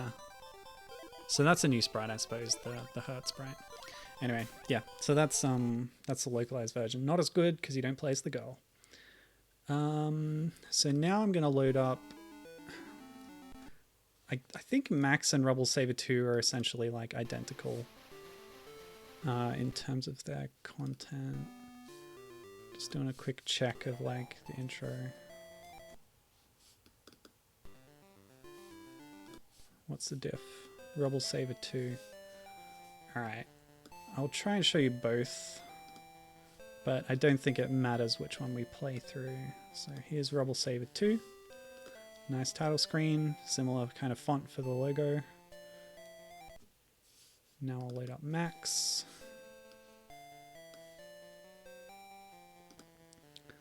And you'll notice on the title screen, the copyright notices are the same, except they've added Infogrames who published it outside of Japan. I think part of... Yeah, that's right. So Taito did Adventures of Star Saver, the localization of the first game, but they went with a different publisher for this one, which was only released in Europe, I think. Infogrames. And I think part of the problem with the name of the game was that Taito sort of owned the rights to it. So since they chose a different publisher for the second game, they couldn't call it Adventures of Star Saver 2 or whatever. So they just called it Max, which is a stupid, awful name, which makes no sense. Like, it doesn't tell you anything, really. I don't know. I guess it's fine. It's just silly. Alright, so let's play the game. I'll switch back to Rubble Saver 2 just because we've been playing the Japanese versions this far. Just check that there's not like a cinematic on the title screen if we leave it. Looks like nothing's happening.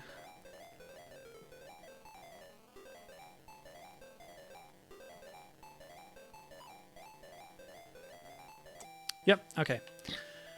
So, Rubble Saver 2, how does it work? Well, we have a stage select. We can actually pick any of these, and... Oh no, we can pick 3 of them to start with. And the text is in English, even though I'm playing the Japanese version, so no worries there. We'll just go in order, I suppose. Might as well. I don't know what these icons mean, though. Each planet has a different... Well, some of the planets have different icons. We'll just pick stage 1.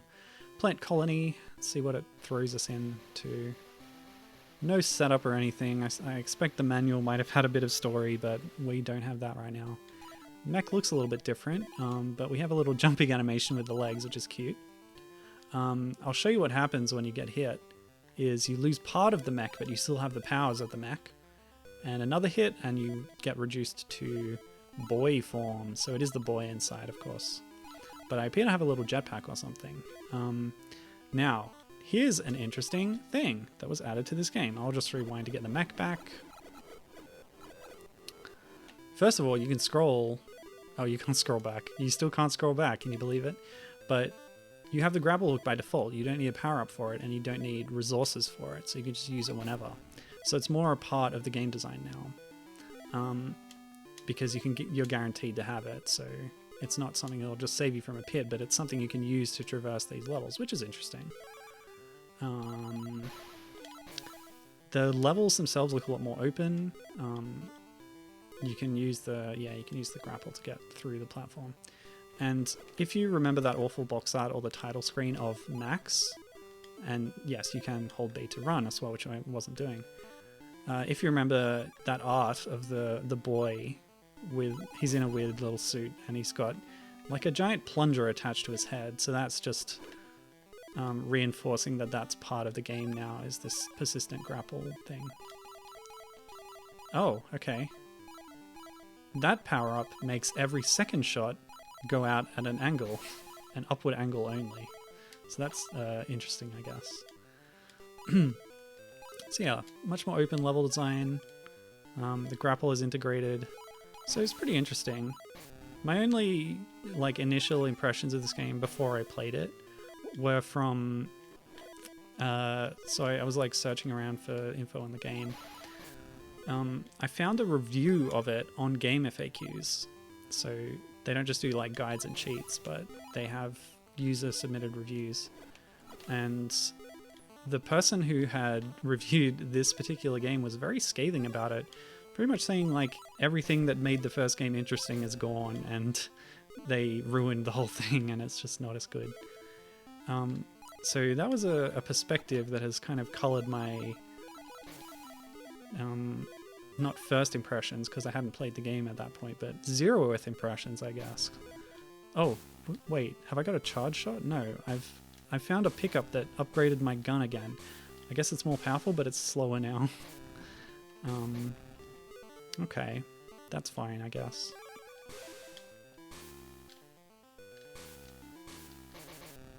Yeah, and it can pierce through enemies now.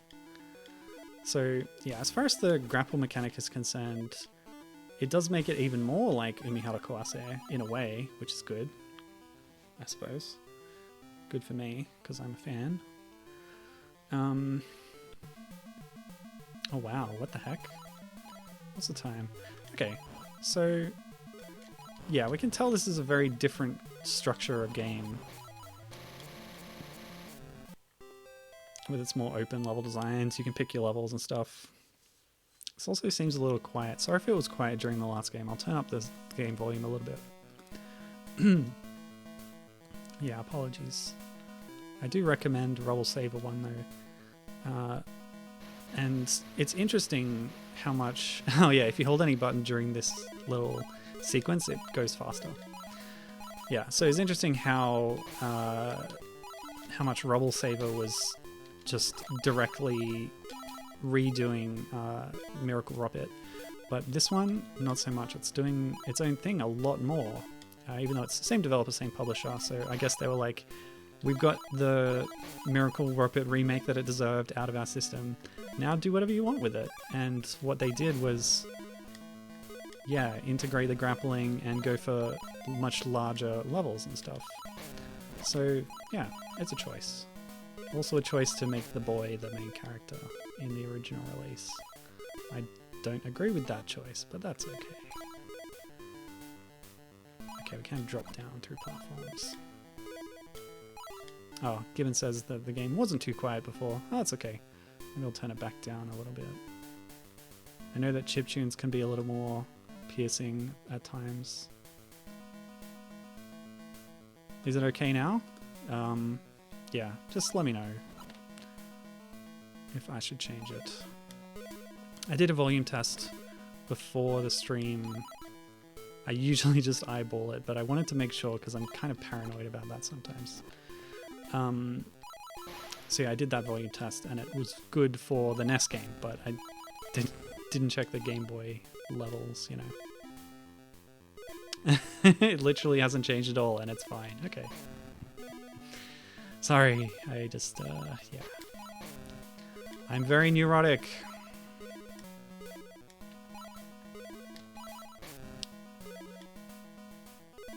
I like to overthink things.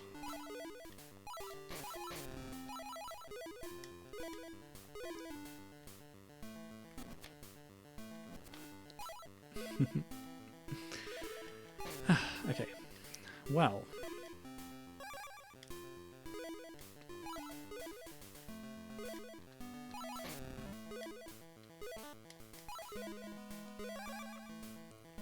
So yeah, I think the changes in this game are, you know, valid choices from a game design perspective.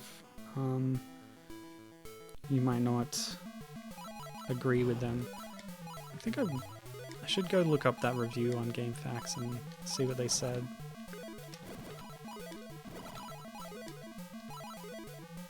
Oh yeah, and it's the sort of cosmetic change to your sprite. Oh, you have to use the grapple to get around the boss. That's fun. Yeah, the cosmetic change to your sprite isn't the only indication of your health, because you also have those stars in the UI bar that tell you how much health, like how many hits you can take before dying. Oh yeah, one more thing that was interesting. I did find out something about the plot of the original Rubble Saver in terms of its localization. I didn't like read the manuals or anything, but according to what had been written about it online. So I'll tell you about that as I do Stage 3, Community Colony. So I think, from what I read, which I wasn't able to verify firsthand, but the characters in Rubble Saver were Kevin and Connie. At least that's what somebody wrote somewhere.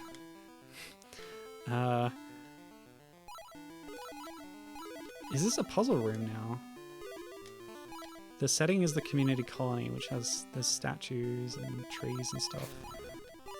It's a cool setting. By the way, let's try and change up the color scheme. No, I hate this one. It's really hard on the eyes. That's better. Okay, so I destroyed all the enemies and that opened the exit door. Yeah, so when they localized Rubble Saver to Adventures of Star Saver, they changed the plot. Like I said, they swapped out the girl for the boy, but they also gave it the the very strange story background where you play as the player character has been renamed to Tony, and they added the detail that he's a police officer. So, like, I think it works a lot better and suits the graphics if they're children who are tossed into this wild and wacky adventure. But yeah, for some reason they had to clarify that Tony was a cop. I don't know why, but there you go. Yeah, I don't even know if he was like a space cop or what, but I don't know. Yeah, and I didn't know anything about this. From the look of the kind of artwork and stuff, they seem to have kept the idea that they're children here, because Max, as we saw in that European artwork, yeah, looked like a kid.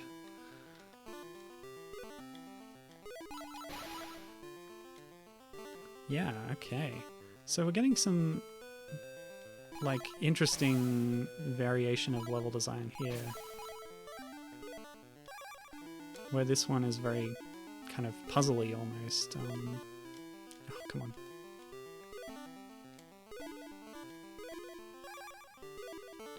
Yeah, it looks like you can't do horizontal grapples anymore. You sort of press up at any time to shoot the grapple, and you can do that from a jump or in midair. And it's to aid you in vertical platforming. You know what? That does make sense, Gibbon. That's a good point. Probably because of the guns. Yeah, now that I think of it, why would children have guns? In that sense, Miracle Ropit makes more sense, where the girl, Oscar Angel, according to Panucci, was defenseless when out of the mech. They still look like children, though, in the sprites.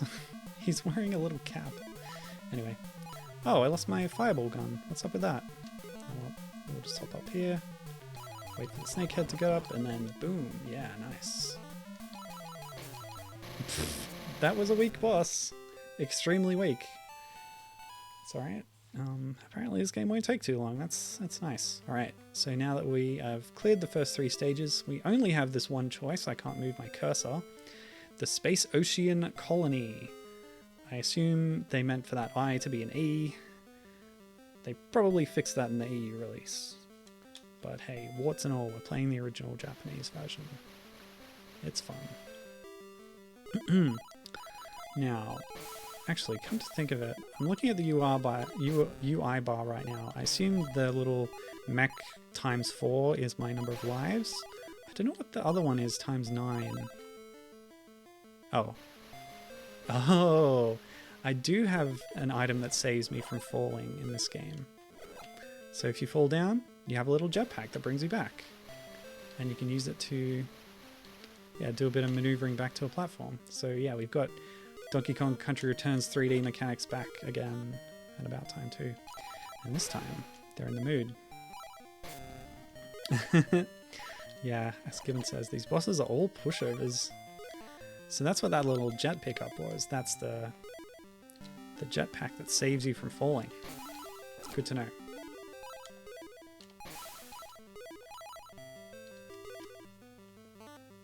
That's a very cute octopus, by the way. Don't know if everything's robots here. I'm going to assume it is. That way I don't feel guilty about destroying these octopus creatures. But I don't know anything about the context of this game. What my goal is, where I am. The names of the levels suggest that it's like space, spacey. It's all like different kind of colony things and sci-fi stuff, yeah. I think this game overall is a bit more gentle in difficulty than... Oop. I'll use my jet, that's cool. Let's go. Oh, took a hit. I'll keep that one. I wonder if there's any kind of pickup that restores your health. It's gotta be, right? That's like 101 game pickups. Yep. Oh well, we're at the boss now. I expect this will also be a pushover. We'll see. Yeah, when writing notes about this game, my first bullet point was permanent grapple hat. Because yeah, it does seem like it's attached to his head. Okay, now we are just boy, but I do still keep my weapon. Oh, look at that little sprite. That looks a little odd, doesn't it now? Anyway. We will be in boy form for this fight. Is this an Octorok or something? Yikes. Okay, so it looks like it's vulnerable when it's spitting. Ah! Oh, I should have kept the mech. Hold on. Nope. What? So now? No? I was too slow, maybe. Okay, that was a hit. Is it the eyes? Yeah, so the eyes change shape when it's spitting rocks. Spitting hot fire. Whoa! Okay, this boss, not so much of a pushover, actually. Oh, I spoke too soon. It had very low health. Alright.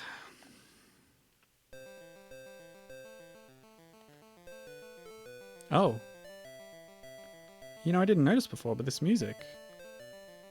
It's, oh, it's something. I recognize it.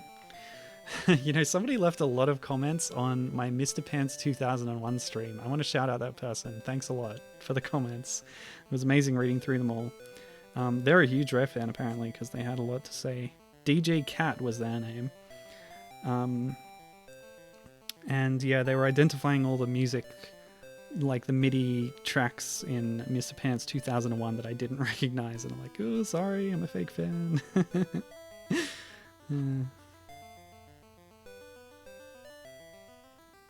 Gibbon, do you know this tune? It's kind of stopped being that tune now. Yeah, see, this is what happens if you search Max on GameFAQs. You get like Metal Max, Salmon Max, all this junk. This is why it's a terrible name for a game.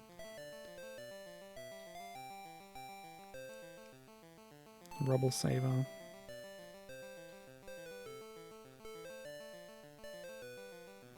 Yeah, so the review is called What Happened with 3 question marks by P. Strife. An uninspiring sequel for many, many reasons. The music is just terrible.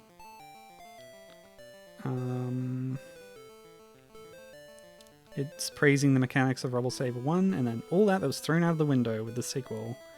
Now I can use the plunger at any time, which means level design is getting abused. Yeah.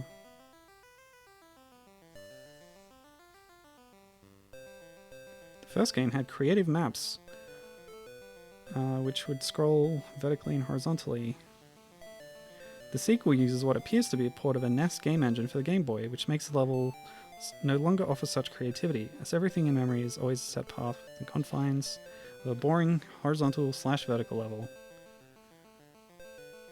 This means you can easily fall in pits as you don't know what is a pit or just a lower section of the stage. Bosses and enemies are so boring. Yeah.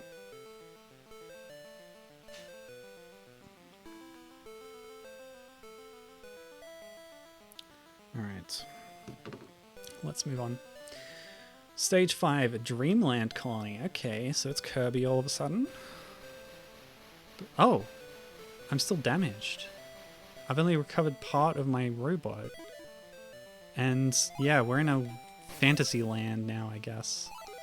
Where there's like castles with eyes and stuff. What the heck? It's like a man made out of blocks. It's cute. Gimme. Yeah. Oh. Oh! So that P just now has restored my, the state of my mech suit.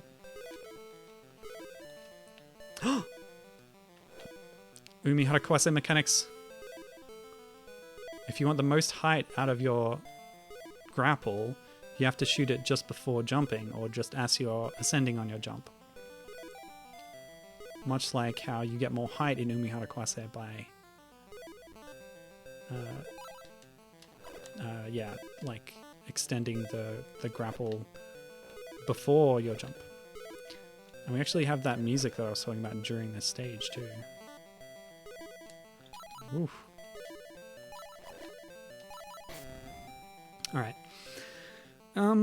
Cool. Yeah, I'm gonna get through this. It's not too long, there's not much more to go.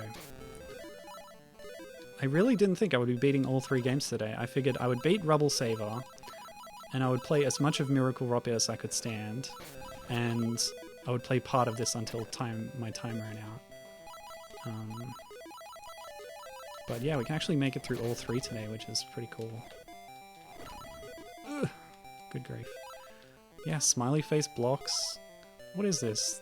And those are like those platforms that I've just passed through, straight out of Yoshi's Island. Based on that design. Little gnome in a pointy hat. It's just nuts. Oh, okay. So what we gotta do is grapple here and then destroy these blocks, Super Mario Land style.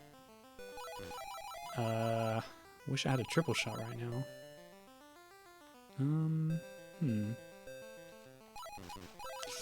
Okay, this is actually really tough. Gotta like time it just right, and then you get a couple of shots in as you pass up. Although, yeah, I can like repeatedly go down and up like this. Oh, that works. I just have to be a little careful. Okay, cool. Tricky little setup, that one. Much more difficult than anything else in the game so far. Actually, speaking of which, you know what would suit Toyland very well? This kind of pastel color scheme. Oh, great. Now what? Okay, these are more destructible blocks. There we go. Give me the P. So that's the health, of course. Game's got to have a health. And we've now got the level 3 blaster, which is the straight ahead fireball that pierces. Alright. Blast you. Blast you all. Yep. You know, I probably could have just grappled there. Oh, you can't grapple the moving platform. Also Yoshi's Island-esque, I would say. Come on, buddy. Yeah, take that. Yep. So yeah, some interesting theming in this game. I don't know if I'm ready to outright condemn the choices with the level design and the enemies, but it's definitely a very different experience to Rubble Saver 1. And I can easily see someone preferring the first one. I think I prefer the first one. But yeah, I appreciate... Oh, it's this exact same setup again. So if we hold here... Yeah, okay. And drop... Oh. the fireball is a little bit... oh my gosh. It's a little bit like, because it's slower and a bit less responsive than the other gun. It's a bit trickier to get through. Oh, it's Slinky. Huh, cute. Slinky's probably a trademark term, actually. It's a wave motion spring toy. When I buy them for school, they're called something like that. Wave motion spring simulator or something. I don't know.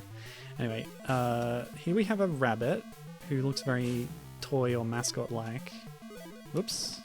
Whoops.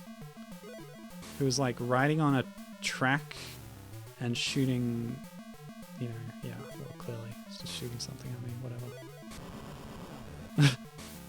Was that doing damage? Like multiple, yeah, like on all the frames that was passing through it?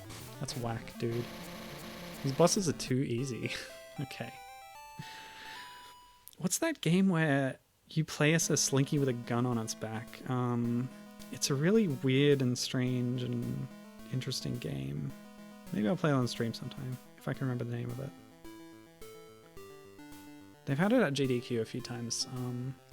I think it's on the Mega Drive or maybe the PC Engine or something. It's definitely like 16-bit-ish. Anyway. Stage 6, Fortress Colony. Oh yeah, Fortress. Gotta have a bit more of an imposing color scheme, although we've seen an environment much like this already. But the Slinkies are back.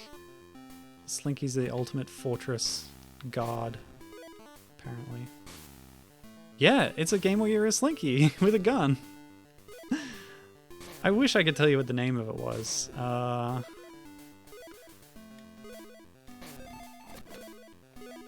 I don't know. Maybe you can research that one while I'm playing and get back to me. Otherwise, I'll stop after this level and try and find it real quick. I don't know about this color scheme. I'll keep it. It sucks, but I'm keeping it. Ooh boy. Yeah. Yeah, in fact, this whole thing is a repeat of earlier level type graphics, which is a bit disappointing, but that's okay.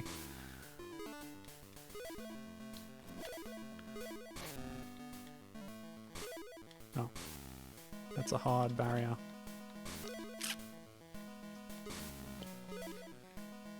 Whoop. Yep. Nice. Oh, all she's finding are limited edition gunmetal grey Slinky advertisements. Oh no. Oh boy. Well, it definitely doesn't have Slinky in the name, so you'd have to find somebody talking about it in those terms. Gosh. If I could even remember like where it was featured on a recent GDQ thing. It was definitely on a hotfix show semi-recently. What was it? I think it was one of the competition shows, so maybe Super Boss Brothers. But they do like a whole bunch of games in a row, so it might be hard to find which one or whereabouts it was. And there's a streamer named Slinky Gun. Okay, maybe omit the gun part because it's not really a gun. The Slinky has the ability to shoot projectile out of its middle section, so it's not really that it has a gun, but it has projectile weapons. Oh my gosh, this reminds me of a Game & Watch game. Or, no, a Rhythm Heaven game that was styled after a Game & Watch game. What do I do? I guess I'll go up here and then... Yeah, but its shots are going to be slamming me all the time. I can use it to... Yeah, do this. Yeah, okay. As long as I... Well... Oh, okay. I've lost my top level power-up as boy mode. So I'll just rewind before I got any hits. Oh, nuts. Still, it should go down easily. It's just about staying out of trouble until I'm... Yeah, one shot and then move? Well. Whoa! It's so fast though. Jeez. No!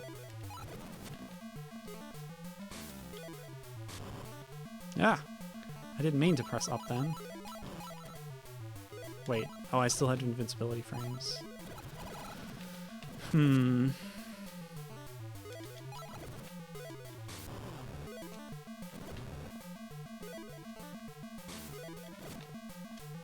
Yeah, I know the pain of trying to find this because I've done it before. Because I remembered this game and then went looking for it and was again unable to find it. Slinky. You know what, with this vertical or diagonal shot, I don't have to go up there anymore. So boy mode is preferred for this bit. Just because I've been knocked down to level 2 gun. Ugh, come on. Alright, I'll just stay here. No. The shots, they're relentless. There we go. Whoa, what a gauntlet. Oh. Okay.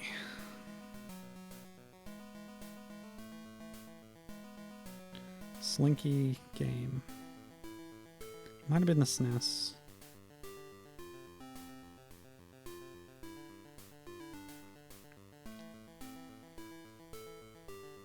Now I'm getting results for Slinky Dog in the Toy Story game.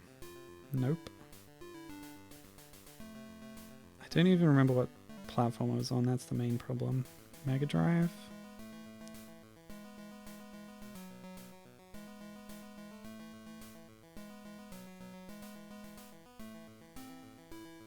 Here's a video, 100 underrated hidden gem Mega Drive games. So here's a list of 100 games. It might be on here if I remember what it's called. Just do a quick check. They're in alphabetical order. Ooh, El Viento, that was a good one. Oh, Fatal Labyrinth? Maybe that was it.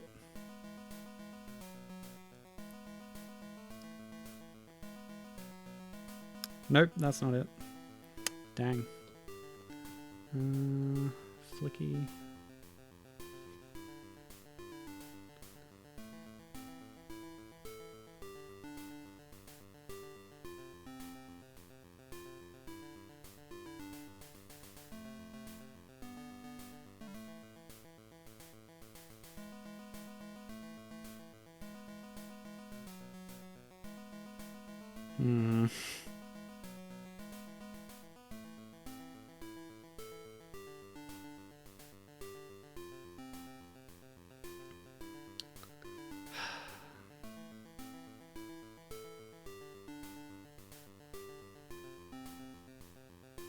Yeah, not doing too well on this one. Slinky video game.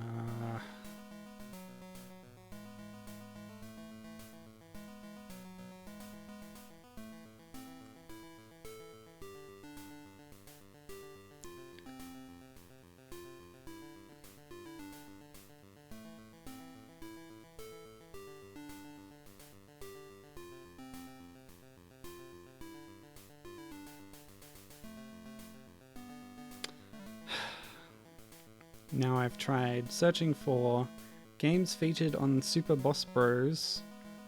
And I'm just getting results for Super Smash Bros. No, I did not want that. This sucks.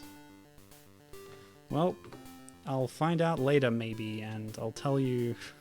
Oh, is that it? Soma Assault. That sounds very familiar. I think it might be Soma Assault. Yeah, you check out footage of it. Tell me if that looks like what I described. Alright, the grey background fits this theme, I think.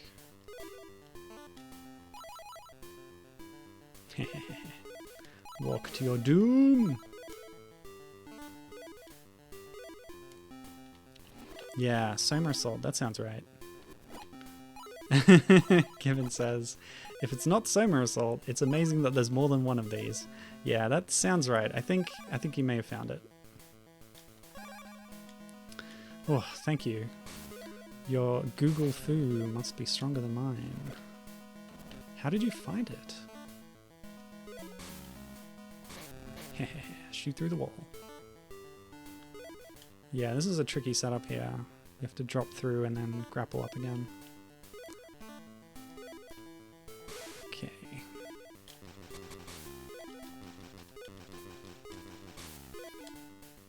I feel like my fireball should pass through that, or at least destroy more than one at a time. But I feel like they're kind of repeating level setups here. Excuse me? I guess I was supposed to... Hang on, I'll try and do what it is expecting me to do. Whoop! Oh, so you can get some clearance there. Okay, so you can just make that. You're probably a lot better off just using up a rocket engine there to escape from the pit. But yeah, the level design here is just reused from earlier in the game. I don't like that. Ugh, come on.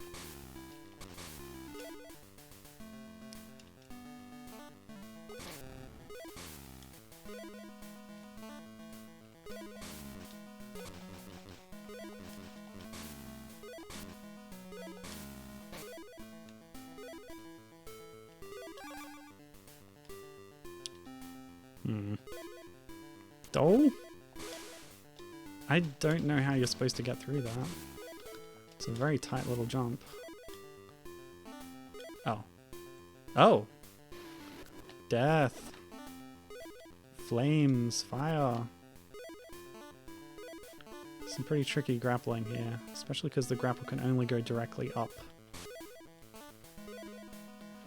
If I knew grappling was so important in this game, I might have considered looking into it earlier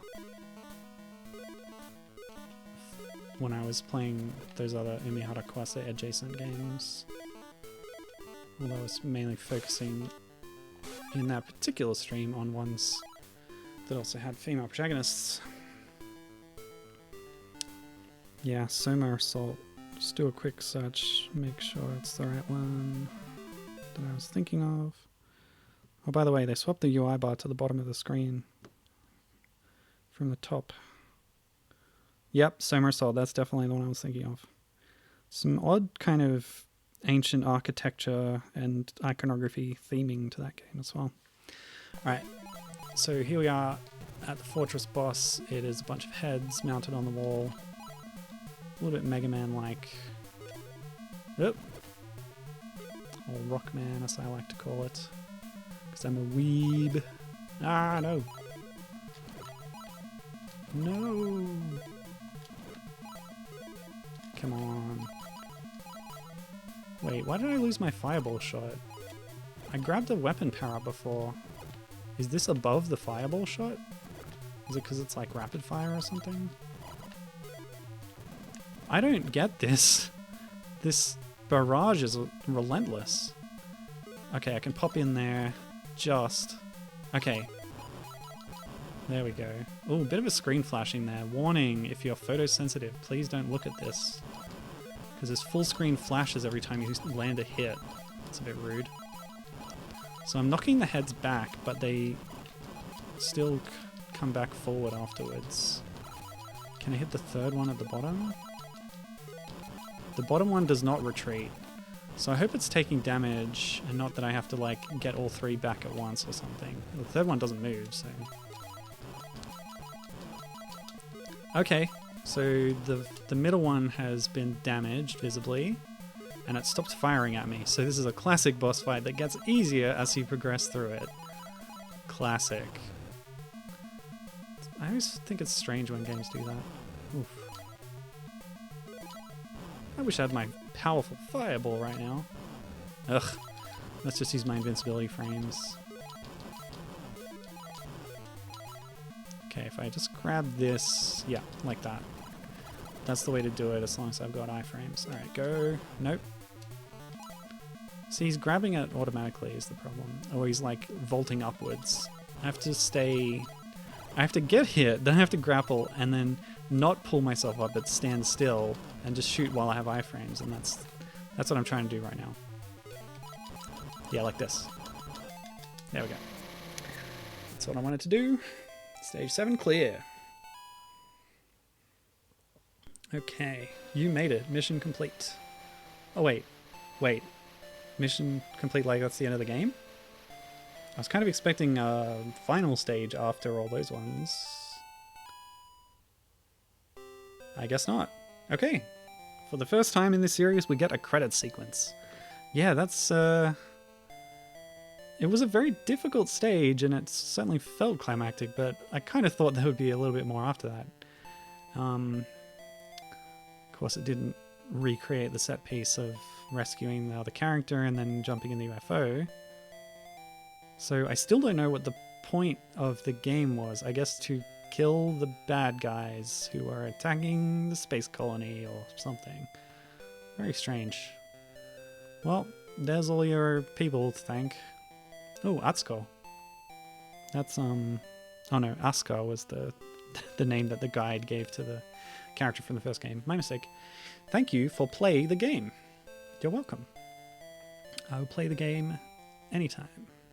Any game, anytime. Yeah, so that's the end. Great. Yeah, thanks for watching. Do I have anything to say before the end? Not really. I think next week I'm going to be playing a cool game that is styled after a particular kind of old game, but it was made recently. There you go, there's a tease. It's called Moody by Ludosity. Alright. Well, thanks for joining me. This was actually a lot of fun. Yeah, nice little trio. Interesting to see how they evolved the concept over the course of the 3 games. Took it in a different direction. Thank you, King Records, A-Wave, and Micronics. Now. Yeah. Oh, that's something I should say. I don't think I'm going to be able to stream next week. I'm going to be out of town. So I will take a week off and then I'll be back after that. Yes, that's what I wanted to say. Okay, so see you then. Thanks for joining me. Stay safe and have a good one. Bye.